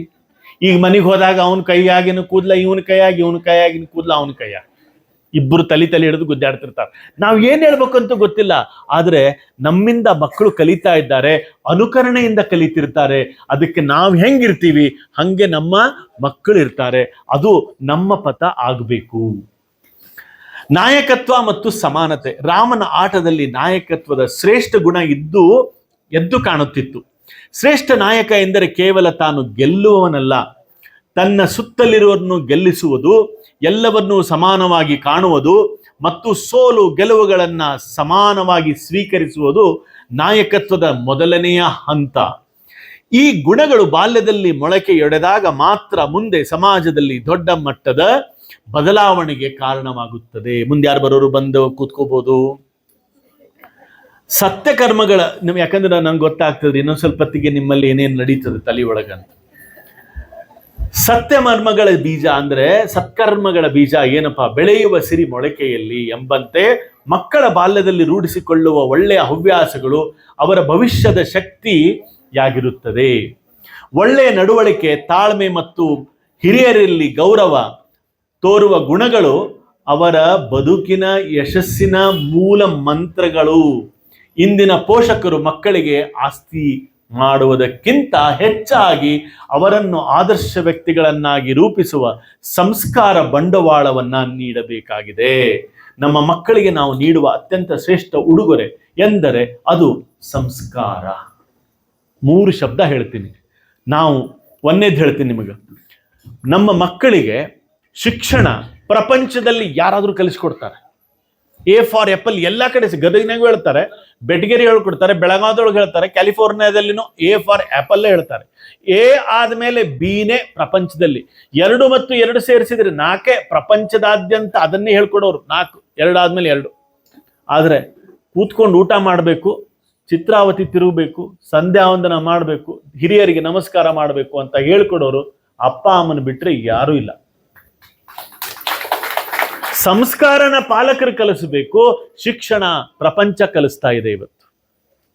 3 ವಿಷಯಗಳನ್ನು ನಾವು ಕಲಿಸಬೇಕಾಗಿದೆ ಮಕ್ಕಳಿಗೆ. ಒಂದು ವ್ಯಕ್ತಿತ್ವ, 2ನೇದ್ದು ಸತ್ಸಂಗ, 3ನೇದ್ದು ಸಂಸ್ಕಾರ. ಇದು ನೀವೇನ್ ಬಂದಿರಿ ಇವತ್ತಿದು ಸತ್ಸಂಗ. ಇದು ನಾನು ಆಗ್ಲೇ ಒಂದು ಹಾಡು ಹೇಳಿದೆ, ಅದು ನನ್ನ 40 ವರ್ಷದ ಹಿಂದಿನ ಒಂದು ಸತ್ಸಂಗದ ಪ್ರತಿಫಲ. ಆ ಹಾಡಿನ ಮೇಲೆ ನಂಗೆ ಪ್ರೀತಿ. ನಾನೊಂದು ಮಾತು ಕೇಳಿದೆ, ಯಾರಾದ್ರೂ ಈ ಹಾಡು ಗೊತ್ತಿದೇನೋ ಅಂತ ಕೇಳಿದೆ. ಯಾಕಂದ್ರೆ ಅಚ್ಯುತದಾಸರು 2 ಹಾಡು ಹೇಳ್ಕೊಡ್ತಿದ್ರು. 2ನೇ ಹಾಡು ನನಗೆ ಸಿಗ್ತಾನೆ ಇಲ್ಲ. ಅದು ದೇಶಭಕ್ತಿ ಗೀತೆ ಇತ್ತು, ಅದ್ಭುತವಾದ ಅಪ್ರಮಿತ ಗೀತೆ. ಅದ್ಯಾವುದು ಅಂತ ಇವ್ರದ್ದಾದ್ಮೇಲೆ ಹೇಳ್ತೀನಿ ಅಂತ. ನಮಸ್ಕಾರ. ಒಂದು ದೊಡ್ಡ ಸಮಸ್ಯೆ ಒಳಗೆ ಸಿಕ್ಕಾಕೊಂಡ್ಬಿಟ್ಟು, ಕೂಡ್ಬೇಕೋ ಎದ್ದು ಹೋಗ್ಬೇಕು. ಯಾಕೆ ನೀವು ನಕ್ರಿ ಅಂದ್ರೆ ನಿಮ್ಮ ಮನಸ್ಸಿನಾಗಿಂದ ಹೇಳಿದ್ನೆ, ಹೊಸ ಸವಾಲುಗಳೇ ಬೆಳವಣಿಗೆಗೆ ದಾರಿ ಅಂತ. ಸೊ ಹಂಗಂದ್ರೆ ನಿಮ್ಮೊಳಗೆ ಒಂದೇನೋ ಸಮಸ್ಯೆ ಅದ ಅಂದ್ರೆ ಮುಂದೇನೋ ಬೆಳವಣಿಗೆಗೆ ಒಂದು ಮಾರ್ಗದರ್ಶನ ಆಗ್ಬೋದು. ಬದುಕು ಎಂದರೆ ಕೇವಲ ಸುರಕ್ಷಿತವಾಗಿ ಉಸಿರಾಡಿಸುವುದಲ್ಲ, ಅದು ಅನಿಶ್ಚಿತೆಯನ್ನು ಎದುರಿಸುತ್ತಾ ತನ್ನೊಳಗಿನ ಸಾಮರ್ಥ್ಯವನ್ನು ಶೋಧಿಸುವುದು. ನಮ್ಮ ಶಕ್ತಿಗೆ ತಕ್ಕಂತೆ ಸವಾಲುಗಳು ಬರುವುದಿಲ್ಲ, ಬದಲಿಗೆ ಬರುವ ಸವಾಲುಗಳೇ ನಮ್ಮನ್ನು ಶಕ್ತಿಶಾಲಿಗಳನ್ನಾಗಿ ರೂಪಿಸುತ್ತದೆ. ಅರಮನೆಯ ಹಿತ ವಲಯವನ್ನ ದಾಟಿ ಹೊರಡುವ ಆ ಒಂದು ನಿರ್ಧಾರವೇ ಒಬ್ಬ ರಾಜಕುಮಾರನನ್ನು ಮಹಾಪುರುಷನನ್ನಾಗಿ ಮಾಡುತ್ತದೆ ಅಥವಾ ಪರಿವರ್ತಿಸುತ್ತದೆ. ಸೊ ಅಂದ್ರೆ ಪ್ರತಿಯೊಂದು ಸಮಸ್ಯೆಗಳು ನಮ್ಮ ಜೀವನದಲ್ಲಿ ಹೊಸತನವನ್ನ ತರ್ತಾ ಇದೆ ಅಂತ. ಯಾಕಂದ್ರೆ ನೋಡ್ರಿ, ಒಂದು ಕಲ್ಲು ಕತೆ ಒಳಗೆ ನಾವು ಕೇಳ್ತೀವಿ, ಆಫ್ರಿಕಾದಲ್ಲಿ ಒಂದು ಕಲ್ಲು ಸಿಕ್ತು, ಆ ಕಲ್ಲನ್ನ ನಾವು ಸಂಶೋಧನೆ ಮಾಡಿ ಸಂಸ್ಕರಣೆ ಮಾಡಿದಾಗ ಒಳಗೆ ವಜ್ರ ಸಿಕ್ತು ಅಂತ. ಬಟ್ ಅದನ್ನ ದೊಡ್ಡ ಪ್ರಮಾಣದಲ್ಲಿ ನೋಡಿದಾಗ ಕಲ್ಲಾಗಿತ್ತು. ವಜ್ರ ಒಳಗಡೆಯಿಂದ ಹೊರಗೆ ಬರಬೇಕು ಅಂದ್ರೆ ಅದಕ್ಕೆ ಪೆಟ್ಟು ಬಿದ್ದಾಗ, ಘರ್ಷಣೆ ಆದಾಗ ಮಾತ್ರ ಅದು ವಜ್ರವಾಗ್ತದೆ. ಸೊ ಹಂಗೆ ನಿಮ್ಮ ಜೀವನದೊಳಗಡೆನು ವಜ್ರ ಒಳಗ ಅಡಗಿದೆ ಅಂತಂದ್ರೆ ನಮಗಿರುವಂತ ಈ ಸಮಸ್ಯೆಗಳು ನಮ್ಮಲ್ಲಿರುವಂತ ಯಾವುದೇ ಒಂದು ವಿಶಿಷ್ಟತೆಯನ್ನ ಹೊರಗಡೆ ತರಲಿಕ್ಕತ್ತದೆ ಅನ್ನೋದು ನಾವು ಇಲ್ಲಿ ಒಂದು ಪಾಠ ಅಥವಾ ರಾಮ ಪಥ ಅಂತ ತಿಳ್ಕೋಬೇಕು. ಒಂದು ಸಂದರ್ಭ ಹೇಳ್ತೀನಿ. ಅಯೋಧ್ಯೆಯ ರಾಜಭವನದ ಸುಖದ ಸುಪ್ಪತ್ತಿಗೆಯಲ್ಲಿ ತಂದೆಯ ಪ್ರೀತಿಯ ನೆರಳಿನಲ್ಲಿ ನಿಶ್ಚಿಂತರಾಗಿದ್ದ ರಾಮನ ಮುಂದೆ ಮಹರ್ಷಿ ವಿಶ್ವಾಮಿತ್ರರು ಬಂದು ನಿಲ್ಲುತ್ತಾರೆ. ತಮ್ಮ ಯಜ್ಞವನ್ನು ರಕ್ಷಿಸಲು ರಾಮನನ್ನು ಕಾಡಿಗೆ ಕಳಿಸಬೇಕೆಂದು ದಶರಥನಲ್ಲಿ ಕೇಳುತ್ತಾರೆ. ಅಲ್ಲಿಯವರೆಗೆ ಕೇವಲ ಮಮಕಾರದ ಆವರಣದಲ್ಲಿದ್ದ ರಾಮನಿಗೆ ಇದು ಬದುಕಿನ ಮೊದಲ ಅನಿರೀಕ್ಷಿತ ತಿರುವು. ರಾಮಾಯಣದೊಳಗೆ ನೋಡಿ, ನಾನು ಇದನ್ನು ಹೇಳ್ತಿದ್ದಂಗೆ ನೀವು ಚಿಕ್ಕವರಿದ್ದಾಗ ನೋಡಿರೋ ರಾಮಾಯಣ ಕಣ್ಣಿಗೆ ಮುಂದೆ ಚಿತ್ರವಾಗಿ ಕಾಣಿಸ್ತಾ ಇರ್ಬೋದು ಅಂತ ಅನ್ಕೋತೀನಿ. ಯಾಕಂದ್ರೆ ನಾನು ಯಾವಾಗ ವಿಶ್ವಾಮಿತ್ರ ಹೆಸರು ಹೇಳಿದೆ, ಆ ವಿಶ್ವಾಮಿತ್ರ ನಿಮ್ಮ ಮುಂದೆ ಕಣ್ಣಿಗೆ ಬಂದಿರ್ಬೋದು ಅಂತ. ಕೇವಲ ಮಮಕಾರದ ಆವರಣದಲ್ಲಿ ರಾಮನಿಗೆ ಇದು ಬದುಕಿನ ಮೊದಲ ಅನಿರೀಕ್ಷಿತ ತಿರುವು. ದಶರಥನು ತನ್ನ ಮಗನ ಮೇಲಿನ ಅತಿಯಾದ ವ್ಯಾಮೋಹದಿಂದ ಸವಾಲುಗಳನ್ನು ಎದುರಿಸಲು ಆತನಿಗೆ ಸಣ್ಣವನು ಎಂದು ಹಂಬಲಿಸಿ ಕಳುಹಿಸಲು ನಿರಾಕರಿಸುತ್ತಾರೆ. ನಾವೆಲ್ಲರೂ ಮಾಡ್ಲಿಕ್ಕೆ ಇವತ್ತು. ಸಣ್ಣವಿದ್ದಾನ್ರಿ, ಇನ್ನು 24 ವಯಸ್ಸು, ಈಗ ಸಣ್ಣವಿದ್ದಾನ 28 ವಯಸ್ಸು ಅಂತಿರ್ತೀವಲ್ಲ. ಆದರೆ ರಾಮನು ಅಲ್ಲಿ ಅರಮನೆಯ ಸುಖವನ್ನು ಆರಿಸಿಕೊಳ್ಳಲಿಲ್ಲ. ತಂದೆಯ ಮಮಕಾರದ ಗೋಡೆಗಳನ್ನು ದಾಟಿ ಗುರುಗಳ ಆಜ್ಞೆಯನ್ನು ಶಿರಸಾವಹಿಸಿ ಕಾಡಿನ ಕಠಿಣ ಹಾದಿಯನ್ನು ಹಿಡಿಯುತ್ತಾನೆ.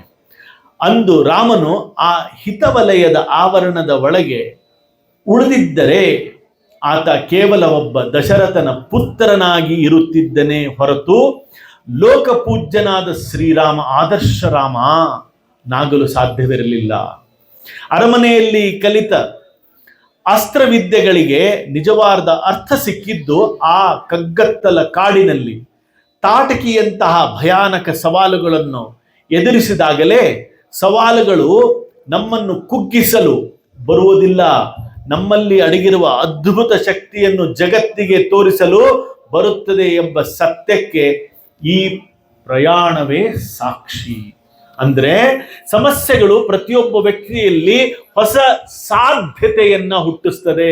ನ್ಯೂ ಪಾಸಿಬಿಲಿಟೀಸ್ ಗೊತ್ತೇ ಇರಂಗಿಲ್ಲ ನಮಗೆ. ನಾವು ಚಿಕ್ಕವರಿದ್ವಿ, ಅಪ್ಪ ಒಂದು ಕಂಪನಿ ಒಳಗಡೆ ಕೆಲಸ ಮಾಡ್ತಿದ್ರು.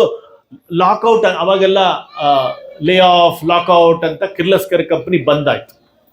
ಅಮ್ಮನಲ್ಲಿರುವಂತ ಆಂಟ್ರಪ್ರಿನರ್ಶಿಪ್, ಶಾವಿಗೆ ಮಾಡೋದು, ಹಪ್ಪಳ ಮಾಡೋದು, ಸೊಂಡಿಗೆ ಮಾಡಿಕೊಡೋದು, ಇದೆಲ್ಲ ಹುಟ್ಕೊಂಡಿದ್ದ ಅಮ್ಮನಲ್ಲಿ ಯಾವಾಗ ಪರಿಸ್ಥಿತಿ ಗಂಭೀರವಾದಾಗ. ಆ ಕಲಿತ ಪಾಠ ಇವತ್ತು ನಮ್ಮನ್ನ ಎತ್ತರಕ್ಕೆ ಬೆಳೆಸಿರಬಹುದು. ಸೊ ಸಮಸ್ಯೆಗಳು ನಮ್ಮನ್ನ ಹತ್ತಲಿಕ್ಕಲ್ಲ, ಬೆಳೆಸಲಿಕ್ಕೆ ಬಂದಿರ್ತದೆ. ಜೀವನದ ಒಂದು ಪಾಠ ಏನ್ ಹೇಳ್ತದೆ ಇಲ್ಲಿ? ಹಿತವಲಯದ ಭ್ರಮೆ, ಕಂಫರ್ಟ್ ಝೋನ್ ಅನ್ನೋ ಶಬ್ದ ಇಂಗ್ಲಿಷ್ ಒಳಗಡೆ. ನಮ್ಮ ಹಿತವಲಯವು ನಮಗೆ ಭದ್ರತೆಯನ್ನು ನೀಡಬಹುದು, ಆದರೆ ಅದು ನಮ್ಮ ಬೆಳವಣಿಗೆಯನ್ನು ಕುಂಠಿತಗೊಳಿಸುತ್ತದೆ. ಸುರಕ್ಷಿತ ಆವರಣದ ಕಂಫರ್ಟ್ ಝೋನ್ ಒಳಗಿರುವವರಿಗೆ ನಮಗೆ ನಮ್ಮ ನೈಜ ಶಕ್ತಿಯು ಅರಿವಾಗುವುದಿಲ್ಲ. ಎಲ್ಲಿವರೆಗೂ ತ್ರಾಸಕ್ಕೆ ಬೀಳಂಗಿಲ್ಲ ಅಲ್ಲಿವರೆಗೂ ಹೊಸತನವನ್ನು ಹುಡುಕ್ಲಿಕ್ಕೆ ಸಾಧ್ಯ ಇಲ್ಲ. ವಿಶ್ವಾಮಿತ್ರರಂತಹ ಗುರುಗಳ ಅಥವಾ ಜೀವನದ ಕಠಿಣ ಸನ್ನಿವೇಶಗಳನ್ನು ನಮ್ಮನ್ನು ಆ ಆವರಣದಿಂದ ಹೊರತಳ್ಳಿದಾಗ ಮಾತ್ರ ನಾವು ವಿಕಸನಗೊಳ್ಳಲು ಸಾಧ್ಯ. ಸವಾಲೇ ಸಿದ್ಧತೆ. ನಮಗೆ ಎದುರಾಗುವ ಪ್ರತಿಯೊಂದು ಸವಾಲು ನಮ್ಮ ಮುಂದಿನ ದೊಡ್ಡ ಜವಾಬ್ದಾರಿಗೆ ಬೇಕಾದ ತರಬೇತಿಯಾಗಿರುತ್ತದೆ. ರಾಮನು ಒಂದು ಕಾಡಿನಲ್ಲಿ ಅನುಭವಿಸಿದ ಸಣ್ಣ ಕಷ್ಟಗಳೇ ಆತನನ್ನು ಮುಂದೆ ವನವಾಸದ 14 ವರ್ಷದ ಕಾಲ ಧೀರನಾಗಿ ಉಳಿಯಲು ಸಿದ್ಧಗೊಳಿಸಿದವು. ಬದುಕಿನಲ್ಲಿ ಬರುವ ಪ್ರತಿಯೊಂದು ಕಠಿಣ ಪರಿಸ್ಥಿತಿಯು ನಮ್ಮ ವ್ಯಕ್ತಿತ್ವದ ದಕ್ಷತೆಯನ್ನು ಹೆಚ್ಚಿಸುವ ಒಂದು ಅನಿವಾರ್ಯ ಮೆಟ್ಟಲು. ಅಂದ್ರೆ ಏನ್ ಹೇಳ್ತಾರೆ, ವಿಶ್ವಾಮಿತ್ರರ ಜೊತೆಗೆ ಹೋಗಿರೋ ಕಾರಣಕ್ಕೆ 14 ವರ್ಷ ಮುಂದೆ ಬರುವಂತಹದ್ದನ್ನ ಇವತ್ತು ನೆಟ್ ಪ್ರಾಕ್ಟೀಸ್ ಮಾಡಿದಂಗೆ. ಅಲ್ಲಿ ವರ್ಲ್ಡ್ ಕಪ್ ಆಡೋಕಿನ ಮೊದಲೇಕೆ ನಾವು ಗಲ್ಲಿ ಕ್ರಿಕೆಟ್ ಆಡ್ತೀವಲ್ಲ, ನೆಟ್ ಪ್ರಾಕ್ಟೀಸು, ಆ ನೆಟ್ ಪ್ರಾಕ್ಟೀಸ್ ಆದಂಗೆ ಅಂತ. ಅದಕ್ಕೆ ನಮಗೆ ಬರುವಂತಹ ಸಮಸ್ಯೆಗಳು ಮುಂಬರುವಂತ ಭಯಾನಕ ಸಮಸ್ಯೆಯನ್ನ ಎದುರಿಸಲಿಕ್ಕೆ ಕ್ಷಮತೆ ಕೊಡ್ತದೆ ಅನ್ನೋದನ್ನ ಹೇಳಿಕತ್ತಾರಿಲ್ಲಿ. ದೃಶ್ಯಬಲ ಮತ್ತು ಗುರಿ. ಒಬ್ಬ ಶ್ರೇಷ್ಠ ಮಾರ್ಗದರ್ಶಕನು ನಮಗೆ ಎಂದಿಗೂ ಸುಲಭವಾದ ದಾರಿಯನ್ನು ತೋರಿಸುವುದಿಲ್ಲ, ಬದಲಿಗೆ ಕಠಿಣ ದಾರಿಯಲ್ಲಿ ನಡೆಯುವ ಧೈರ್ಯವನ್ನು ನೀಡುತ್ತಾನೆ. ವಿಶ್ವಾಮಿತ್ರರಿಗೆ ರಾಮನ ಭವಿಷ್ಯದ ಬಗ್ಗೆ ಅರಿವಿತ್ತು, ಅವರಿಗೆ ಗೊತ್ತಿತ್ತು. ಹಾಗೆಯೇ ಅವರು ರಾಮನನ್ನು ಸವಾಲುಗಳಿಗೆ ಒಡ್ಡಿದರು. ಸವಾಲುಗಳನ್ನು ಸ್ವೀಕರಿಸುವುದು ಎಂದರೆ ಬದುಕಿಗೆ ಅನಿಶ್ಚಿತೆಯನ್ನು ವಿಶ್ವಾಸದಿಂದ ಎದುರಿಸುವ ಹದವನ್ನು ಬೆಳೆಸಿಕೊಳ್ಳುವುದು. ಹಿತವಲಯವು ಅಂದ್ರೆ ಕಂಫರ್ಟ್ ಝೋನ್ ಬೆಳವಣಿಗೆಯ ಅಂತ್ಯ. ನಾವೆಲ್ಲವೂ ಕಂಫರ್ಟ್ ಆಗಿರ್ತೀವಿ, ಯಾಕೆ ಬಿಡೋ ಮರ ಸಾಕು ಇಷ್ಟಾಗಂತೀವಲ್ಲ, ಅಲ್ಲಿಂದ ನಮ್ಮ ಅವನತಿ ಪ್ರಾರಂಭ ಆಗ್ತದೆ ಅಂತ. ಹೊಸ ಸವಾಲುಗಳನ್ನ ಸ್ವೀಕರಿಸುವುದೇ ಜೀವನದ ಅರಿವಿನ ಸಾರ್ಥಕ ಪ್ರಾರಂಭ ಅಥವಾ ಆರಂಭ. ಯಾವಾಗ ಮನುಷ್ಯನಿಗೆ ಕಠಿಣ ಪರಿಸ್ಥಿತಿ ಎದುರಿಸ್ತಾನೋ, ಕಠಿಣ ಪರಿಸ್ಥಿತಿ ರಾಮನಿಗೆ ಇತ್ತಂದ್ರೆ ನಮ್ಮ ನಿಮ್ಮಂಥವ್ರು ಪಾಡೇನ್ರಿ. ಸೊ ಅದಕ್ಕೆ ಯಾವಾಗ ರಾಮ ಕಠಿಣ ಪರಿಸ್ಥಿತಿಯನ್ನ ಬೆಳೆದ, ಅವ ಮರ್ಯಾದಾ ಪುರುಷೋತ್ತಮ ಆದ. ಸೊ ಹಂಗಂದ್ರೆ ಇವತ್ತು ನಮಗೆ ನಿಮಗಿರುವ ಸಣ್ಣ ಪುಟ್ಟ ಸಮಸ್ಯೆಗಳು ನಮ್ಮನ್ನ ಯಾವುದೋ ಒಂದು ಎತ್ತರಕ್ಕೆ ಕರ್ಕೊಂಡು ಹೋಗುವಂತಹದ್ದಿರಬಹುದು ಅನ್ನೋದನ್ನ ಅನ್ಕೊಂಡು ಮುಂದಿನ ಹಾಡು ಇವರಿಗೆ ಕೊಡೋಣ. ಈಗ ಮುಂದಿನ ಹಾಡನ್ನ ನಾವು ಬದುಕಿನಲ್ಲಿ ಕೆಲವು ಸವಾಲುಗಳು ಪದೇ ಪದೇ ಎದುರಾಗುತ್ತವೆ. ನಾವು ಅವುಗಳನ್ನ ತಾತ್ಕಾಲಿಕವಾಗಿ ದೂರ ತಳ್ತೀವಿ. ಹೆಂಗಾರ ಮಾಡಿ ಒಂದ್ ಸ್ವಲ್ಪ ದಿವಸ ದಾಟಿಸಿದ್ರಾತ, ಆದ್ರೆ ಅವು ಮತ್ತೆ ತಯಾರಾಗಿ ಬರ್ತಾವ, ಮತ್ತೆ ನಮ್ಕಿನ್ನ ಗಟ್ಟಿಯಾಗಿ ಬರ್ತಾವ. ಆದ್ರೆ ಅವೇನ್ ಬಿಡಂಗಿಲ್ಲ ನಮ್ಮ. ಆದ್ರೆ ಈ ಸಮಸ್ಯೆಗಳನ್ನ ಪರಿಹಾರ ಮಾಡ್ಲಿಕ್ಕೆ ನಮಗೆ ಬೇಕಾಗಿರುವಂತಹದ್ದು ಮೂಲ ಯಾವ ಶಕ್ತಿ ನಮಗ್ ಬೇಕು, ಅದು ಯಾವುದು ರಾಮನಲ್ಲಿತ್ತು. ಬ್ರಹ್ಮರ್ಷಿ ವಿಶ್ವಾಮಿತ್ರರು ಸಿದ್ಧಾಶ್ರಮಕ್ಕೆ ಯಾಗವನ್ನ ಪ್ರಾರಂಭಿಸುತ್ತಿರುವಾಗ ತಾಟಕ ಮತ್ತು ಅವಳ ಪುತ್ರರು ಬಂದು ಅಡೆತಡೆ ಉಂಟು ಮಾಡುತ್ತಿದ್ದರು. ಈ ಕತೆ ನಾವು ನೋಡೀವಿ. ಇದು ಕೇವಲ ಒಂದು ಅಡೆತಡೆಯಾಗಿರದೆ ಅದು ಮರುಕಳಿಸುವ ವ್ಯಾಧಿಯಾಗಿತ್ತು. ಪದೇ ಪದೇ ಬರ್ತಿದ್ರು ಅಂತ ನಾವು ಕಥೆಯೊಳಗೆ ಗೊತ್ತದು. ರಾಮಾಯಣದೊಳಗೂ ನಾವು ನೋಡೀವಿ ಸಣ್ಣವರಿದ್ದಾಗ. ವಿಶ್ವಾಮಿತ್ರರು ರಾಮನನ್ನು ಅರಮನೆಯಿಂದ ಕರೆತಂದಿದ್ದೇ ಈ ಸಮಸ್ಯೆಯ ಕೇವಲ ಮುಂದೂಡ್ಲಿಕ್ಕಲ್ಲ, ಬದಲಾಗಿ ಶಾಶ್ವತ ಅಂತ್ಯಗೊಳಿಸಲು. ಕಗ್ಗತ್ತಲ ಕಾಡಿನ ಹಾದಿಯಲ್ಲಿ ತಾಟಕೆಯು ಅಟ್ಟಹಾಸದಿಂದ ಎದುರಾದಾಗ ರಾಮನಿಗೆ ಕ್ಷಣಕಾಲ ಧರ್ಮ ಸಂಕಟ ಉಂಟಾಗುತ್ತದೆ. ಒಬ್ಬ ಸ್ತ್ರೀ ಮೇಲೆ ಶಸ್ತ್ರ ಎತ್ತಬಹುದೇ ಎಂಬ ಬಾಲ್ಯದ ಸಂಸ್ಕಾರ ಆತನನ್ನು ತಡೆಯುತ್ತದೆ. ಆದರೆ ವಿಶ್ವಾಮಿತ್ರರೊಂದು ರಾಮನಿಗೆ ಒಂದು ದಿವ್ಯ ಸತ್ಯವನ್ನು ಮನವರಿಕೆ ಮಾಡಿಕೊಡುತ್ತಾರೆ. ಏನಪ್ಪಾ ಅಂದ್ರೆ, ರಾಮ, ಯಾವ ಸಮಸ್ಯೆ ಲೋಕದಲ್ಲಿ ಪ್ರಗತಿಯನ್ನು ಪದೇ ಪದೇ ತಡೆಗಟ್ಟುತ್ತದೆಯೋ ಅಲ್ಲಿ ವ್ಯಕ್ತಿಯ ರೂಪ ಅಥವಾ ಲಿಂಗ ಮುಖ್ಯವಲ್ಲ ಅನ್ನೋದನ್ನ ಕಲಿಸಿಕೊಟ್ರು. ಇಲ್ಲಿ ಒಂದು ಬಹುದೊಡ್ಡ ವಿಷಯವನ್ನ ನಾನಿಲ್ಲಿ ವಿಚಾರ ಮಾಡ್ಲಿಕ್ಕೆ ಅಥವಾ ಹೇಳ್ತೀನಿ ಅಂತ ಅನ್ಕೋತೀನಿ. ಕೆಲವೊಂದು ಸಮಸ್ಯೆಗಳನ್ನು ಎದುರಿಸಲಿಕ್ಕೆ ನಮ್ಮ ಹತ್ರ ತಾಳ್ಮೆ ಬೇಕು. ರಾಮನ ಹತ್ರ ಅವನ ಮುಖದೊಳಗಡೆನೆ ಪ್ರತಿಯೊಂದು ಆ ರಂಧ್ರದೊಳಗಡೆ ಉಕ್ಕಿ ಬರೆಯುವಂತಹದ್ದು ರಾಮನಲ್ಲಿರುವ ತಾಳ್ಮೆ. ನಾವು ಅರುಣ್ ಗೋಯಲನ್ನ ನೆನಪಿಸ್ಕೋಬಹುದು. ಎಷ್ಟು ತಾಳ್ಮೆಯ ವ್ಯಕ್ತಿತ್ವ ಇತ್ತು ರಾಮಗೆ ಸೂಕ್ತವಾಗಿರುವಂತಹದ್ದು. ಹಾಗಂದ್ರೆ ಈ ತಾಳ್ಮೆ ಅಂದ್ರೇನು? ಏನು ತಾಳ್ಮೆ ಅಂದ್ರೆ? ಏನು? ಸಹನೆ. ಮತ್ತೊಂದು ಶಬ್ದ ಹೇಳ್ತೀವಿ ನಾವು ಅದಕ್ಕೆ. ತಾಳ್ಮೆ ಅಂದ್ರೆ ಇದಕ್ಕೆ ಎರಡು ಶಬ್ದಗಳ ಸಮ್ಮಿಲನ ಇದೆ. ಇಂಗ್ಲಿಷ್ ಒಳಗೆ ಇದಕ್ಕೆ ಪೇಷನ್ಸ್ ಅಂತ ಕರಿತೀವಿ. ಎರಡು ಶಬ್ದಗಳ ಸಮ್ಮಿಲನ ಏನಂದ್ರೆ, ಯಾಕೆ ಇದನ್ನ ಹೇಳ್ತಾ ಇದ್ದೀನಿ ಅಂದ್ರೆ, ನಾವು ಇದನ್ನ ಅರ್ಥೈಸ್ಕೊಳ್ಬೇಕಾಗಿದೆ. ನಂಬರ್ 1, ಪೇನ್ ಪ್ಲಸ್ ಪ್ಲೆಜರ್ ಅಂತ. ಪೇನ್ ಅಂದ್ರೆ ನೋವು, ಪ್ಲೆಜರ್ ಅಂದ್ರೆ ಸಮಾಧಾನ ಅಥವಾ ಏನೋ ಒಂದು ಫಲ. ಇವೆರಡೂ ಸಿಗಬೇಕು ಅಂದ್ರೆ ನಮಗೆ ತಾಳ್ಮೆ ಬೇಕು. ತಾಳ್ಮೆ ಕೇವಲ ನೋವಲ್ಲ, ತಾಳ್ಮೆ ಇವೆರಡರ ಸಮ್ಮಿಲನ, ಪೇನ್ ಪ್ಲಸ್ ಪ್ಲೆಜರ್ ಅಂತ. ರಾಮಾಯಣದೊಳಗೆ ರಾಮನಲ್ಲಿ ಈ ಸನ್ನಿವೇಶದಲ್ಲಿ ಸತತವಾಗಿ ಕಾಣುವಂತಹದ್ದು ಏನಪ್ಪಾ ಅಂತಂದ್ರೆ, ಅವನಲ್ಲಿರುವಂತಹ ತಾಳ್ಮೆ ಕಾಣಿಸ್ತದೆ ಅನ್ನೋದನ್ನ ಇಲ್ಲಿ ವ್ಯಕ್ತಪಡಿಸ್ತಾರೆ. ಒಂದು ವಾಕ್ಯವನ್ನ ಓದ್ತೀನಿ. ಮರುಕಳಿಸುವ ವಿಶ್ಲೇಷಣೆ. ನಮ್ಮ ಬದುಕಿನಲ್ಲಿ ಕೆಲವು ಸಂಕಟಗಳು ಮತ್ತೆ ಮತ್ತೆ ಬರುತ್ತಿದೆ. ನಾವು ಮಾಡುತ್ತಿರುವ ಪರಿಹಾರದಲ್ಲಿ ಎಲ್ಲೋ ದೋಷವಿದೆ ಎಂದರ್ಥ. ನಾವು ಕೇವಲ ಮೇಲ್ಪದರದ ಲಕ್ಷಣಗಳಿಗೆ ಮದ್ದು ನೀಡುತ್ತಿದ್ದೇವೆ ಹೊರತು ಮೂಲಕ್ಕಲ್ಲ. ರಾಮನು ತಾಟಕಿಯನ್ನು ಕೇವಲ ಹೆದರಿಸಿ ಓಡಿಸಲಿಲ್ಲ, ಆದರೆ ಅವಳ ಅಸ್ತಿತ್ವಕ್ಕೆ ಸಮಸ್ಯೆ ಮೂಲವಾಗಿತ್ತು. ಆ ಮೂಲವನ್ನು ಗುರುತಿಸಿ ತಿದ್ದುವುದೇ ನಾಯಕತ್ವದ ಗುಣ. ಸೊ ಪ್ರಾಬ್ಲಮ್ ಬಂದಾಗ ಅದರ ಮೂಲವನ್ನ ನೋಡಿ ಮೂಲ ಸರಿಪಡಿಸ್ಬಿಟ್ರೆ ಎಂಟೈರ್ ಪ್ರಾಬ್ಲಮ್ ಕೊಲ್ಯಾಪ್ಸ್ ಆಗ್ತದೆ ಅನ್ನೋದನ್ನ ಇಲ್ಲಿ ಹೇಳ್ತಾರೆ. ಸೊ ಅದಕ್ಕೆ ಸಮಸ್ಯೆಯನ್ನು ಕೇವಲ ದೂರು ತಳ್ಳುವುದು ಸುಲಭ, ಆದರೆ ಅದನ್ನು ಬುಡ ಸಮೇತ ಕಿತ್ತಿ ಒಗೆಯುವುದೇ ನಿಜವಾದ ಧೀರ. ಗುರಿ ತಲುಪುವವರಿಗೆ ಅವಿರತ ಶ್ರಮ. ಅಂದ್ರೆ ನಮ್ಮ ಜೀವನದೊಳಗೆ ನಾವು ಒಂದಿಷ್ಟು ಗುರಿಗಳನ್ನ ಇಟ್ಕೋತೀವಿ, ಏನೋ ಸಾಧನೆ ಮಾಡಬೇಕು ಅಂತ ಹೇಳಿ. ಅವಿರತ ಪ್ರಯತ್ನ ಮಾಡೋದು, ಅದನ್ನ ಸಾಧನೆ ಆಗುವವರೆಗೂ ಬಿಡದೇ ಇರುವಂತಹದ್ದೇನದ, ಅದು ರಾಮನಿಂದ ಎಲ್ಲಿ ಕಲಿಬೇಕು? ವಿಶ್ವಾಮಿತ್ರರ ಆಶ್ರಮಕ್ಕೆ ಹೋದಾಗ ಆ ತಾಟಕಿಯ ಸಮಸ್ಯೆಯನ್ನ ಎದುರಿಸುವಾಗ ಆ ತಾಟಕಿ ಮತ್ತು ವಿಶ್ವಾಮಿತ್ರರ ಹೋಮ ಏನ್ ನಡೆದಿತ್ತು, ಹೋಮ ಕುಂಡದೊಳಗೆ ಹಾಕಿ ಮಾಡ್ತಾ ಇರುವಂತ ಕೆಲವೊಂದಿಷ್ಟು ಸಮಸ್ಯೆಗಳನ್ನ ಏನ್ ಮಾಡ್ತಾ ಇದ್ದು, ಅದನ್ನ ರಾಮ ಲಕ್ಷ್ಮಣರು ಪ್ರಿವೆಂಟ್ ಮಾಡಿರುವಂತದನ್ನ ನಾವು ನೋಡಿದ್ವಿ. ಎಷ್ಟು ದಿವಸ ನಡೀತು ಈ ಯುದ್ಧ ಅಂತಂದ್ರೆ 6 ದಿವಸ ನಡೀತು, ಸತತವಾಗಿ ನಡೆದಿರುವಂತಹದ್ದು. ಆದ್ರೆ ನಾವೇನ್ ಮಾಡ್ಬಿಡ್ತೀವಿ, ಎಷ್ಟೋ ಸರಿ ಕೆಲವೊಂದಿಷ್ಟು ಸಾಧನೆ ಮತ್ತು ಸಾಧಕರು ನಾವೆಲ್ಲರೂ ಎಷ್ಟೋ ಸಲ ಜೀವನದಲ್ಲಿ ಕೆಲವೊಂದನ್ನ ಅಲ್ಲಿಯೇ ಕೈ ಬಿಟ್ಬಿಡ್ತೀವಿ. ಯಾಕಂದ್ರೆ ನಮಗೆ ಬೇಗ ಸೋಲು ಒಪ್ಪುಗೊಂಬುವಂತಹದ್ದು ಒಂದು ಹವ್ಯಾಸ ಆಗ್ತಾ ಇದೆ. ಅದಕ್ಕಿಲ್ಲಿ ಏನು ಹೇಳ್ತದೆ ಈ ಒಂದು ವಾಕ್ಯದೊಳಗಡೆ, ಯಾವುದೇ ಒಂದು ಮಹತ್ತರ ಕಾರ್ಯ ಸಿದ್ಧಿಯಾಗಲು ಕೇವಲ ಆರಂಭ ಉತ್ಸಾಹದಿಂದ ಅಲ್ಲ, ಅದು 1 ವರ್ಷ ಇದು ಆಗ್ಲಿಕ್ಕೆ ಕಾರಣ. 1 ವರ್ಷದಿಂದ ಉತ್ಸಾಹದಿಂದ ಶುರು ಮಾಡಿದ್ರು, ಆದರೆ ಸತತವಾಗಿ ಮಾಡಿರುವಂತ ಕೆಲಸ ಇವತ್ತು ಅದು ಒಂದು ಫಲವಾಗಿ ಸಿಕ್ಕಿದೆ. ಅದನ್ನು ಉದಾಹರಣೆಯಾಗಿ ತಗೋಬೇಕು. ಅದು ಪೂರ್ಣಗೊಳ್ಳುವವರೆಗೂ ನಾವು ತೋರುವ ಅಚಲವಾದ ನಿಷ್ಠೆ ಮತ್ತು ಜಾಗರೂಕತೆಯಿಂದ ಅಡೆತಡೆಗಳನ್ನು ಎದುರಿಸುವುದು ಒಂದು ಹಂತವಾದರೆ, ಆ ಅಡೆತಡೆಗಳು ಮರಳಿ ಬರದಂತೆ ವ್ಯವಸ್ಥೆಯನ್ನು ಕಾಯುವುದು ಸಿದ್ಧಿಯ ಹಾದಿ. ವಿಶ್ವಾಮಿತ್ರರ ಯಜ್ಞ ರಕ್ಷಣೆಯ ಈ ಘಟ್ಟವು ನಮಗೆ ಕಲಿಸುವುದು ಇದನ್ನೇ. ಗುರಿ ತಲುಪುವವರೆಗೂ ಮೈ ಮರೆಯಬಾರದು, ಸಮಯದ ದೀಪ ಆರಿ ಹೋಗಬಾರದು ಅಂತ. ಒಂದು ಇಂಗ್ಲಿಷ್ ಒಳಗ ಇದಕ್ಕೊಂದು ಶಬ್ದ ಅದ, ಪರ್ಸಿಸ್ಟೆನ್ಸ್ ಅಂತ ಒಂದು ಶಬ್ದ. ಪರ್ಸಿಸ್ಟೆನ್ಸ್ ಅಂದ್ರೆ ಏನು, ಇದರ ವ್ಯಾಖ್ಯೆ ಏನು? ಇದರ ವ್ಯಾಖ್ಯೆ ಬಹಳ ಅದ್ಭುತ.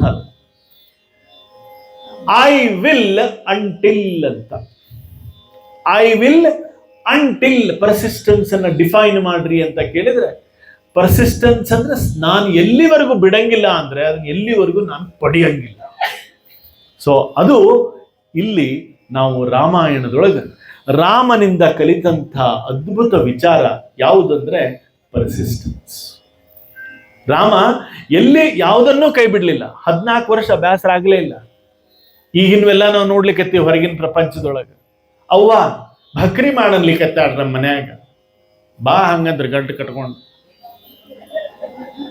ಹೊರಗಡೆ ಪ್ರಪಂಚದಾಗ ನೋಡ್ಲಿಕ್ಕೆ ಸಿಗ್ಲಿಕ್ಕೆತ್ತಾಳು. ನಮ್ಮ ಮನೆಯವರು 9 ಊಟಕ್ಕೆ ಹಾಕನ್ಲಿಕ್ಕತ್ತಾರ, ನಡೇ. ಸಣ್ಣ ಸಣ್ಣ ವಿಷಯಕ್ಕೆ ಗಿವ್ ಅಪ್ ಮಾಡ್ಲಿಕ್ಕತ್ತೀವಿ. ಒಂದು ವ್ಯಾಪಾರ ಶುರು ಮಾಡಿರ್ತೀವಿ, ಅದು ಉಸಿರು ಹಿಡಿಯೋಕಿನ ಮೊದ್ಲೇಕ ಕೈ ಬಿಡ್ತೀವಿ. ಒಂದು ವ್ಯಾಪಾರ, ಒಂದು ಸಂಬಂಧಗಳು, ಮಕ್ಕಳಿಗೆ ನಾವು ಏನು ಕಲಿಸ್ಕೊಡ್ಲಿಕ್ಕತ್ತೀವಿ ಇವತ್ತು. ಸೊ ಯಾವುದನ್ನ ಹಿಡಿತೀವಿ ಅದನ್ನ ಬಿಡಲಾರದೆ ಇರೋದು ಬಹು ಮುಖ್ಯವಾದಂಥ ಕೆಲಸ.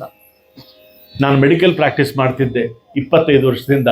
ಇವತ್ತಿಗೂ ಅವಾಗಿವಾಗ 1-2 ಹಳೆ ಪೇಷಂಟ್ ನನಗೆ ಫೋನ್ ಮಾಡಿ ಕೇಳ್ತಾರೆ, ಭೇಟಿ ಆಗ್ತಾರೆ. ಅದು ನನಗೆ ಸಂತೋಷ ಕೊಡ್ತದೆ.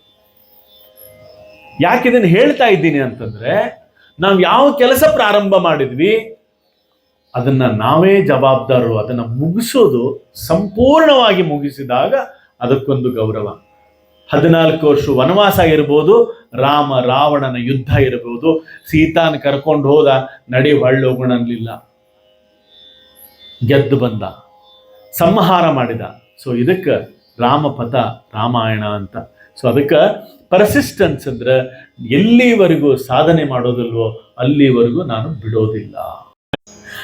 ನಂಗೆ ಗೊತ್ತದ ಟೈಮ್ ಆಗ್ಯದ್ರಿ, ಹಂಗಂಥೇಳಿ ಅಷ್ಟು ಸರಳ ನಾಯಲ್ಲಿ ಬಿಡ್ತೀನಿ. ಆದರೂ ಒಮ್ಮೊಮ್ಮೆ ಆ ತೃಪ್ತಿ ಅದರೊಳಗೂ ಕಾಣ್ಬೇಕಾಗ್ತದೆ. ಆ ಸುವಾಸನೆ ಒಳಗೂ ನಾವು ಸಂಭ್ರಮ ಪಡಬೇಕು. ಯಾಕಂದ್ರೆ ಮಾವಿನ ಹಣ್ಣು ಬಂದಾಗ ಹೆಂಗೆ ಡಜನ್ನು ಅಂತ ಕೇಳಿದಾಗ 2,500 ಅಂದ್ರೆ ನಾವೇನು ತಗೊಳ್ಳಿಲ್ಲ, ಆದ್ರೆ ಹೊಟ್ಟೆ ತುಂಬ ವಾಸನೆ ನೋಡಿ ಅಲ್ಲೇ ಇಟ್ಟು ಬಂದಿವಿ. ಸೊ ಹಂಗ ಒಮ್ಮೊಮ್ಮೆ ಅದರೊಳಗೂ ನಾವು ಸಂತೃಪ್ತಿಯನ್ನ ಪಡುವಂತಾರೆ.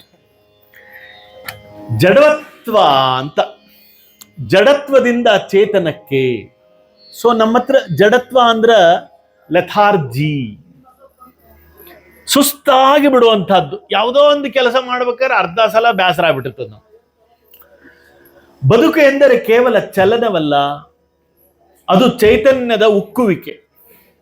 ಹಲವು ಬಾರಿ ಅನಿರೀಕ್ಷಿತ ಘಟನೆಗಳು ಅಥವಾ ನಾವು ಮಾಡಿದ ಸಣ್ಣ ತಪ್ಪುಗಳು ನಮ್ಮನ್ನು ಒಳಗಿನಿಂದಲೇ ಸಾಯಿಸಿ ಬಿಡುತ್ತದೆ. ನಾವು ಉಸಿರಾಡಿಸುತ್ತಿದ್ದರೂ ನಮ್ಮ ಆಲೋಚನೆಗಳು, ಆಸೆಗಳು ಮತ್ತು ಕ್ರಿಯಾಶೀಲತೆ ಮಣ್ಣಾಗಿ ಹೋಗುತ್ತದೆ. ಇದನ್ನು ನಾವು ಜಡತ್ವ ಎನ್ನುತ್ತೇವೆ. ಆದರೆ ಈ ಜಡತ್ವಕ್ಕೆ ಅಂತ್ಯವಲ್ಲ. ಸರಿಯಾದ ದೃಷ್ಟಿಕೋನ ಮತ್ತು ಕರುಣೆಯ ಸ್ಪರ್ಶ ಸಿಕ್ಕರೆ ಕಲ್ಲಾಗಿರುವ ಬದಲು ಮತ್ತೆ ಚಿಗುರಬಲ್ಲದು ಎಂಬುದಕ್ಕೆ ಅಹಲ್ಯೋದ್ಧಾರವೇ ಕಾರಣ. ಹಾಗಂದ್ರೆ ಇಲ್ಲಿ ನಾವು ತಿಳ್ಕೋಬೇಕಾಗಿರುವಂತಹದ್ದೇನು, ವ್ಯಕ್ತಿ ಯಾಕೆ ಜಡವಾಗ್ತಾನೆ, ಲೆಥಾರ್ಜಿ ಆಗಲಿಕ್ಕೆ ಮೂಲ ಕಾರಣ ಏನು? ಮೂಲ ಕಾರಣ ಏನು ಅಂದ್ರೆ, ನಮ್ಮ ಜೀವನದಲ್ಲಿ ನಾವು ಹೆಂಗಿದ್ದೀವಿ ಅಂತ ಸ್ವಲ್ಪ ಹೇಳ್ಬೇಕು. ನಂಗೆ ಬಹಳ ಹೇಳಲಿಕ್ಕೆ ನೀವೆಲ್ಲ ಕೂತಿರಲ್ಲ, ಹೇಳ್ಬೇಕಂತ ಅನಿಸ್ತದೆ. ಆದ್ರೆ ಈ ವಾಸನೆ, ಸಮಯ, ಆಮೇಲೆ ಇವೆಲ್ಲ ನೋಡ್ಬಿಟ್ರೆ ಲಗುನ ಮುಗಿಸ್ಬೇಕು ಅನಿಸ್ಬಿಡ್ತದೆ. ಯಾಕೆ ನಾವು ಹಿಂಗಿದ್ದೀವಿ ಅಂತಂದ್ರೆ, ಸುಮ್ಮನೆ ಒಂದು ಉದಾಹರಣೆ ಕೊಡ್ತೀನಿ. ನಾವು ಇದೇ ಒಂದು ಮೊನ್ನೆ ಅಧಿಕ ಮಾಸದೊಳಗ ಒಂದ್ ಯಾವ್ದೋ ಪ್ರವಾಸಕ್ಕೆ ಹೋಗಿರಿ ಅಂತ ತಿಳ್ಕೊಳ್ರಿ. ಹೋಗ್ಬೇಕಾದ್ರೆ ಗದಗಿನಾಗಿದ್ದಾಗ ಬಹಳ ಖುಷಿ ಒಳಗಿರ್ತೀವಿ. ಎಲ್ಲಿ ಹೊಂಟೀವಿ ನಾವು? ಉಡುಪಿಗೆ ಹೊಂಟೀವಿ, ಶ್ರೀಶೈಲಕ್ಕೆ ಹೊಂಟೀವಿ, ಮಂತ್ರಾಲಯಕ್ಕೆ ಹೊಂಟೀವಿ, ತಿರುಪತಿಗೆ ಹೊಂಟೀವಿ, ಗದಗಿನಾಗಿರ್ತೀವಿ. ತಿರುಪತಿ ಇಲ್ಲೇ ಖುಷಿ ನಮಗೆ. ಕುಡದಾಟ, ಅವಲಕ್ಕಿ ಹಚ್ಕೊಳ್ಳೋದೇನು, ಬೇಸನ್ ಉಂಡಿ ಮಾಡೋದೇನು, ಅಡಿಕೆ ಪುಡಿ ಮಾಡ್ಕೊಂಡು ಸಣ್ಣ ಡಬ್ಬ್ಯಾಗ ಹಾಕೊಂಬದೇನು, ಸೀರೆಗಳನ್ನ, ಡ್ರೆಸ್ಗಳನ್ನ, ದೋತ್ರಗಳನ್ನ ಇಟ್ಕೊಂಬದೇನು, ಇವೆಲ್ಲ ಖುಷಿ ಎಲ್ಲೇ? ಗದಗಿನಾಗಿದ್ದಾಗ ತಿರುಪತಿಗೆ ಹೋಗ್ಲಿಕ್ಕೆ. ತಿರುಪತಿ ಟ್ರೈನ್ ಹತ್ತೀವಿ, ಅವಲಕ್ಕಿ ಡಬ್ಬಿ ಖಾಲಿ ಆಗ್ತಾವ, ಉಂಡಿ ಮುಗಿತಾವ, ಅಡಿಕೆ ಹೊಳ್ಳಿ ಬರೋ ಮಠ ಇರ್ತಾವ, ಕೊಪ್ಪಳ ತನಕ ಇರ್ತಾವ, ಕೊಪ್ಪಳಕ್ಕೆ ಅಡಿಕೆ ಪುಡಿನೂ ಖಾಲಿ ಆಗ್ತದ, ಅದು ಮಾತು ಬೇರೆ. ಹೋಗ್ತಿರ್ತೀವಿ, ಸಂತೋಷ, ವೆಂಕಪ್ಪ ಗೋವಿಂದ ಗೋವಿಂದ, ಎಲ್ಲಾ ದರ್ಶನ ಆತು, ಸಣ್ಣ ಉಂಡೆ ಆತು. ಮತ್ತೆ ಇವ್ರು ಬಂದ್ಕೊಳ್ಳೆ ನನಗೆ ಅದು ನೆನಪಾತು. ಸಣ್ಣ ಉಂಡೆ ಆತು, ದೊಡ್ಡ ಉಂಡೆ ಆತು, ಮಸ್ತ್ ಊಟ ಆತು, ಎಲ್ಲ ಆತು. ಟ್ರೈನಿಗೆ ಹತ್ತಿ ಕೂತ್ ಮೇಲೆ ತಿರುಪತಿ ಒಳಗೆ ಇರ್ತೀವಿ. ಇನ್ನು ಟ್ರೈನಿಗೆ ಹತ್ತೋಕೆ ನಮ್ಮ ಮೊದ್ಲೇಕ ಬ್ಯಾಸರಿಕೆ ಶುರು ಆಗ್ತದ. ಯಾಕೆ ಬ್ಯಾಸರಿಕೆ ಶುರುವಾತು? ಅಯ್ಯಯ್ಯೋ ಮತ್ತೆ ಗದಿಗೆ ಹೋಗ್ಬೇಕಲ್ಲ. ತಿರುಪತಿ ಆಗಿದ್ದಾಗ ಬ್ಯಾಸರ, ಗದಗಿನಾಗಿದ್ದಾಗ ಹುರುಪು. ಯಾಕೆ? ಹುರುಪಿನಾಗ ಇಲ್ಲಿದ್ರಿ ನೀವು, ಅಲ್ಲಿ ಹೋಗ್ಲಿಕ್ಕೆ ಒಳ್ಳೆ ಹುರುಪಾಗಿದ್ರಿ, ಅಲ್ಲಿ ಹೋಗಿರಿ, ಮತ್ತೆ ಹೊಳ್ಳಿ ಬರ್ಲಿಕ್ಕೆ ಬ್ಯಾಸರ. ಯಾಕಂದ್ರ ಮತ್ತು ಹೋದ ಮೇಲೆ ಅದೇ ಕೆಲಸ ಅಲ್ಲಪ್ಪ. ಅಂದ್ರೆ ಮತ್ತೆ ಹೋದ ಮೇಲೆ ಅದೇ ಕೆಲಸ ಅಂತ ನಮಗ್ ಗೊತ್ತಾಗಿದ್ದ ಹೆಂಗ? ಹಿಂದೆ ನಡೆದ ಯಾವುದೋ ಒಂದು ಘಟನೆ. ಸೊ ಅಂದ್ರೆ ನಾವು ಎಲ್ಲಿ ಬದುಕ್ತಾ ಇದ್ದೀವಿ ಅಂದ್ರೆ ವರ್ತಮಾನದೊಳಗೆ ಮತ್ತು ಭವಿಷ್ಯದೊಳಗೆ ಬದುಕ್ತಾ ಇಲ್ಲ, ಭೂತಕಾಲದೊಳಗೆ ಬದುಕ್ತಾ ಇದ್ದೀವಿ.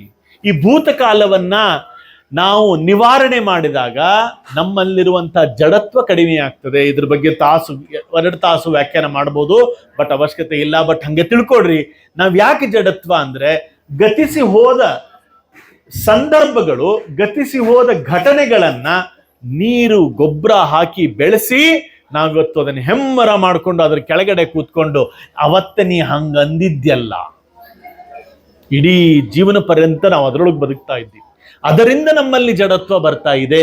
ಅದಕ್ಕೆ ಏನ್ ಹೇಳ್ತಾರೆ, ಸಿದ್ಧಾಶ್ರಮದ ಯಜ್ಞವನ್ನು ಮುಗಿಸಿ ವಿಶ್ವಾಮಿತ್ರರು ಜೊತೆಗೆ ಮಿಥಿಲೆಗೆ ಹೊರಟ ರಾಮನ ಹಾದಿಯಲ್ಲಿ ಒಂದು ಪಾಳು ಬಿದ್ದ ಆಶ್ರಮ ಕಾಣುತ್ತದೆ. ಅದು ಗೌತಮ ಮಹರ್ಷಿಗಳ ಪುಣ್ಯ ಭೂಮಿ.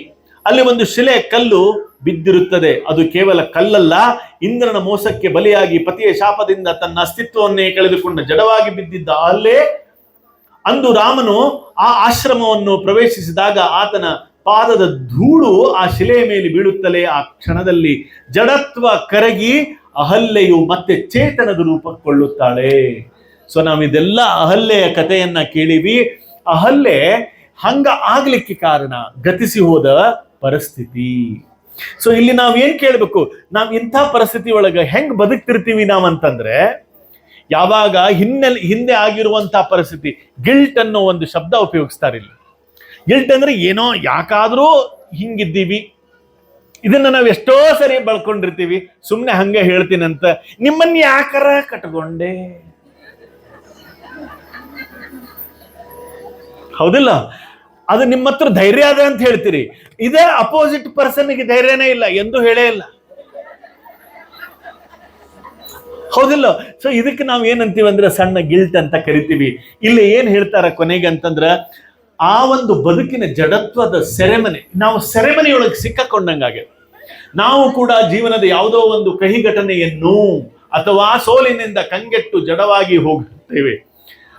ನನ್ನಿಂದ ಇದು ಸಾಧ್ಯವಿಲ್ಲ, ನಾನು ತಪ್ಪು ಮಾಡಿಬಿಟ್ಟೆ, ಕಟ್ಕೊಂಡು ನನ್ನ ಬದುಕು ಇಷ್ಟೇ, ಈಗ ಅದಕ್ಕೆ ದಾಟಂಗಿಲ್ಲ. ಇದು ನನಗೆ ನಾವೇ ಶಾಪ ಹಾಕಿಕೊಂಡು ಭಾವನಾತ್ಮಕವಾಗಿ ಕಲ್ಲಾಗಿ ಬಿಡುತ್ತೇವೆ. ಈ ಮಾನಸಿಕ ಜಡತ್ವವು ದೈಹಿಕ ಸಾವಿಗಿಂತಲೂ ಭಯಾನಕ. ಅಹಲ್ಯೆಯ ಕತೆ ನಮಗೆ ಕಲಿಸುವುದು ಏನೆಂದರೆ, ಎಂತಹ ಕಠಿಣ ಜಡತ್ವವನ್ನು ಕರಗಿಸುವ ಶಕ್ತಿ ನಮ್ಮೊಳಗಿರುತ್ತದೆ. ಹೆಂಗನಿಸ್ತಲ್ಲ ಕೇಳಿದ್ಮೇಲೆ? ಸರಿಯಾದ ಹಾದಿ ಮತ್ತು ಸಹಾನುಭೂತಿಯ ಸ್ಪರ್ಶ ಸಿಕ್ಕರೆ ಪ್ರತಿಯೊಂದು ಜಡತ್ವವು ದೈಹಿಕ ಚೇತನವಾಗಿ ಅರಳಬಲ್ಲದು.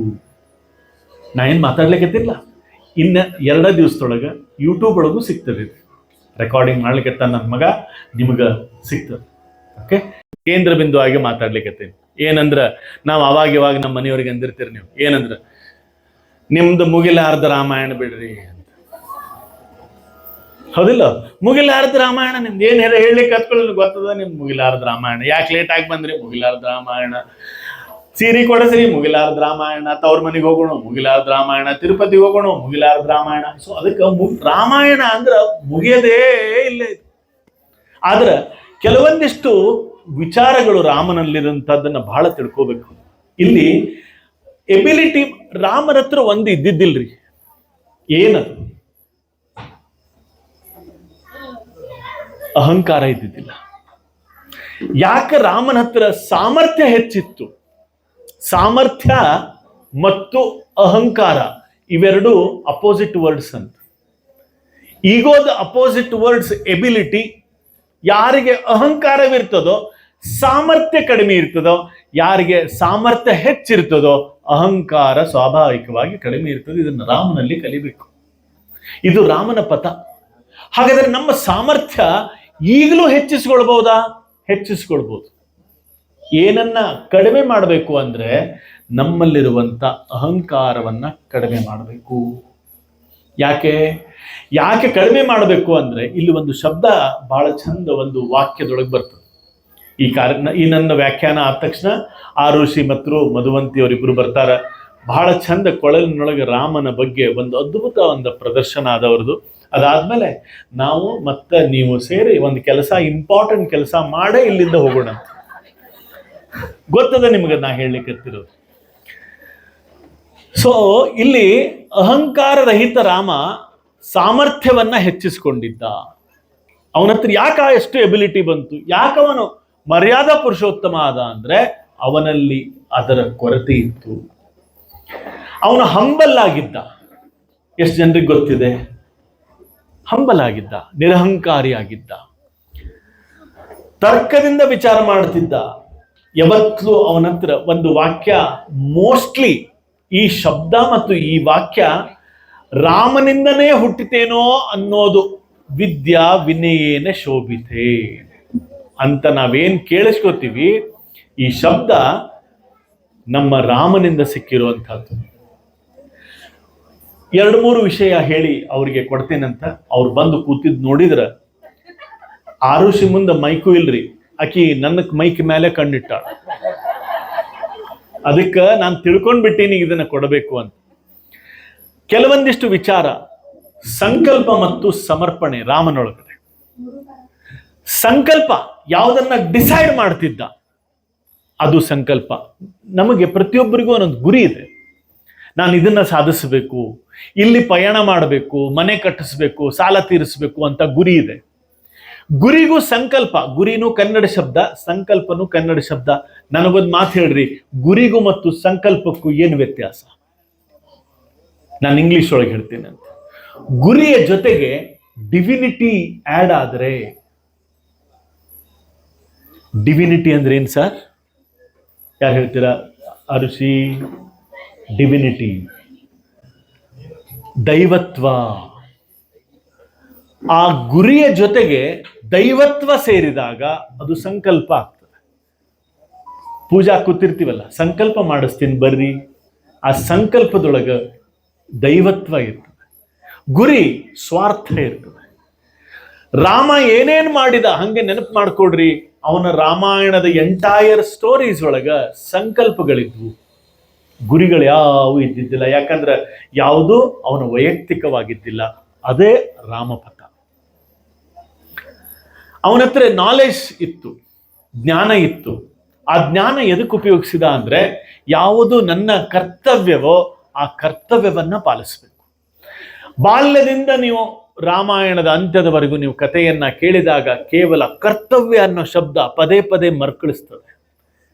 ನಾನು 14 ವರ್ಷ ಹೋಗ್ಬೇಕು, ಅಪ್ಪ ಹೇಳಿದ್ದು ಅಮ್ಮ ಹೇಳಿದ್ದು, ಇದು ನನ್ನ ಕರ್ತವ್ಯ.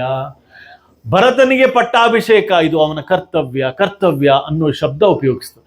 ಯಾಕೆ ಹೇಳ್ತಾ ಇದ್ದೀನಿ ಅಂದ್ರೆ, ರಾಮ ಎಷ್ಟು ಜ್ಞಾನಿಯಾಗಿದ್ದ ಅಂದ್ರೆ, ಎಷ್ಟು ಜಾಣ್ಮೆ ಅವನಲ್ಲಿ ಒಳಗಡೆ ಇತ್ತು ಅಂದ್ರೆ, ತನ್ನ ಧರ್ಮ ಏನು, ತನ್ನ ಕರ್ತವ್ಯಗಳೇನು ಅನ್ನೋದನ್ನ ಬಹಳ ಚಂದಾಗಿ ತಿಳ್ಕೊಂಡಿದ್ದ.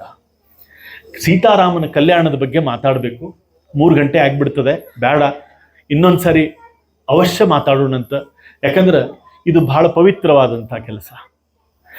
ಅವನು ಕಾನ್ಶಿಯಸ್ ಆಗಿದ್ದ ಅಂತ ಒಂದು ಶಬ್ದ ಹೇಳ್ತದೆ. ಸೀತಾರಾಮ ಕಲ್ಯಾಣ ಪ್ರಕೃತಿ ಮತ್ತು ಪುರುಷನ ಸಂಘಟಿತ ಶಕ್ತಿ ಅಂತ. ಅದೊಂದು ದೇಹ ಅಲ್ಲ, ಅದೊಂದು ಪ್ರಕೃತಿ ಮತ್ತು ಪುರುಷ. ಸೀತಾನ್ ಕೇವಲ ಅದೊಂದು ಸ್ತ್ರೀ ಶಕ್ತಿ ಅಲ್ಲ, ಅದು ಸಂಪೂರ್ಣ ಭೂಮಿಗೆ ಹೋಲಿಸ್ತಾರೆ, ಮಾನವ ಕುಲಕ್ಕೆ ಹೋಲಿಸ್ತಾರೆ. ಅಂದ್ರೆ ರಾಮನ್ ಬಗ್ಗೆ ಇಷ್ಟು ಮಾತಾಡ್ಲಿಕ್ಕತ್ತೀವಿ, ಸೀತಾನ್ ವರ್ಣನೆ ಮಾಡ್ಲಿಕ್ಕತ್ರಿ ಎಷ್ಟಿರ್ಬೋದು. ಒಂದು ವಾಕ್ಯ ಓದಿ ನಾನು ಇಲ್ಲಿ ಮುಗಿಸ್ಬೇಕು.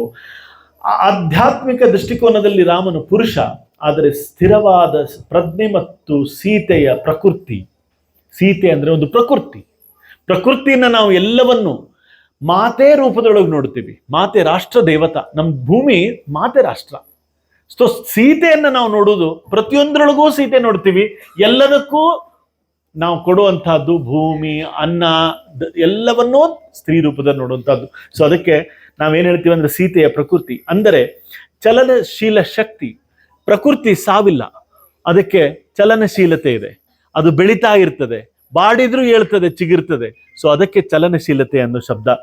ಇವರಿಬ್ಬರ ಮಿಲನವು ನಮಗೆ ಕಲಿಸುವ ಪಾಠವೇನೆಂದರೆ ನಮ್ಮ ಆಲೋಚನೆಗಳನ್ನು ಎಷ್ಟೇ ಉನ್ನತವಾಗಿದ್ದರೂ ಅವುಗಳನ್ನು ಕಾರ್ಯರೂಪಕ್ಕೆ ತರುವ ಶಕ್ತಿ ಮತ್ತು ಸಹನತೆ ಜೊತೆಗಿಲ್ಲದಿದ್ದರೆ ಯಾವುದೂ ಪರಿಪೂರ್ಣವಾಗುತ್ತಿರಲಿಲ್ಲ. ರಾಮನಿಗೆ ಸೀತೆಗೆ ರಾಮನೇ ಆಗಿದ್ರು. ಸೊ ಅಂಥದ್ದು ಇಲ್ಲಿ ಏನ್ ಹೇಳ್ತೀನಿ ನಾ ಇಂಗ್ಲಿಷ್ ಒಳಗಂದ್ರೆ ಕಾನ್ಶಿಯಸ್ ಅಂಡ್ ಇನ್ಸ್ಪಿರೇಷನಲ್ ಎನರ್ಜಿ ಅಂತ. ಅವರು ಕಾನ್ಶಿಯಸ್ ಆಗಿದ್ರು, ಎಚ್ಚರವಾಗಿದ್ರು. 12ನೇದು ಹೇಳ್ಬೇಕು ನಾನು, ಮೌನ ಹೋರಾಟ, ನಿಶಬ್ದ ಸಂಕಲ್ಪ. ರಾಮ ಏನೇನ್ ಸಂಕಲ್ಪ ಮಾಡಿದ? ನಿಶಬ್ದವಾಗಿದ್ದು. ನಾವೆಲ್ಲ ಏನೋ ಮಾಡ್ಲಿಕ್ಕೆ ಹೋಗಿ ಟಮ್ 4 ಮಂದಿಗೆ ಹೇಳಿ ಬಂದ್ಬಿಟ್ಟಿರ್ತೀವಿ, ಆಗ್ಲಿಲ್ಲ ಅಂದ್ಕೊಳ್ಳೇನ ತಲಿ ಜಚ್ಕೊಂಡು ಊರು ತುಂಬ ಅಡ್ಯಾಡ್, ಮತ್ತೆ ಆಮೇಲೆ ತನ್ನ ಯಾಕರ ಆತೋ ಇದೊಂದು ಆಗೋಕಿನ ಮೊದ್ಲೇಕ ನಾವು ಸೀಟಿ ಹೊಡೆದಿರ್ತೀವಿ. ಅಂದ್ರೆ ಗ್ಯಾಸ್ ಹಚ್ಚೋಕಿನ ಮೊದ್ಲೇಕ ಸೀಟಿ ಹೊಡೆದ್ಬಿಡು. ಯಾಕಾಗಿಲ್ಲ ಅಂತ ಗೀಸಿ ತೆಗೆದು ನೋಡಿದಾಗ ಅವು ಹಂಗ ಆಗಿರ್ತಾವ, ಕಾಳ ಇರ್ತಾವ. ಯಾಕಂದ್ರೆ ಪರಿಸ್ಥಿತಿ. ನಿಶಬ್ದ ಸಂಕಲ್ಪ. ಕೆಲವೊಂದಿಷ್ಟು ಜೀವನದೊಳಗೆ ನಾವೇನಾದ್ರೂ ಸಾಧನೆ ಮಾಡಬೇಕು ಅಂದ್ರೆ ಮೌನ ಹೋರಾಟ ಬಹಳ ಅದ್ಭುತವಾಗಿರ್ತದೆ. ಮೌನ ಹೋರಾಟ ಬಹಳ ಅದ್ಭುತವಾಗಿರ್ತದೆ. ನಿಮ್ಗೆಲ್ರಿಗೂ ನಾನು ಇನ್ವಿಟೇಷನ್ ಕೊಡ್ತೀನಿ. ಹುಬ್ಬಳ್ಳಿ ಹರಟೆ ಅನ್ನುವಂಥ ಯೂಟ್ಯೂಬ್ ಚಾನಲ್ಗೆ ಸಬ್ಸ್ಕ್ರೈಬರ್ ಆಗ್ರಿ, ನೋಡ್ರಿ. ಅಲ್ಲೇ ಇಂಥ ಚರ್ಚೆಗಳು, ವಿಷಯಗಳು ಸಾಕಷ್ಟು ಮಾಡ್ತಿರ್ತೀನಿ. ನಾನೀಗ ಅನ್ಕೊಳ್ಳಿಕತ್ತೀನಿ, ರಾಮಪಥವನ್ನ ಮತ್ತೊಂದು ಸಾರಿ 15 ಅಧ್ಯಾಯವನ್ನ ಯೂಟ್ಯೂಬ್ನಲ್ಲಿ ಟಾಕ್ ಒಳಗಡೆ ನಾನು ಮಾಡ್ತೀನಿ. ಎಲ್ಲರಿಗೂ ಮತ್ತೆ ಸಿಗ್ತದಿದು. ಯಾಕಂದ್ರೆ ಅಷ್ಟು ಅದ್ಭುತವಾದಂಥ ಸಂಕಲ್ಪ ಇದು, ನಿಶಬ್ದವಾದ ಸಂಕಲ್ಪ. ಅದಕ್ಕೆ ಮೌನ ಹೋರಾಟ ಅಂತ. ರಾಮನನ್ನ ಇನ್ನೊಂದು ಕಾರಣಕ್ಕೆ ನಾವು ನೆನೆಸ್ಕೋಬೇಕು. ವಚನ, ನಾಲಿಗೆ.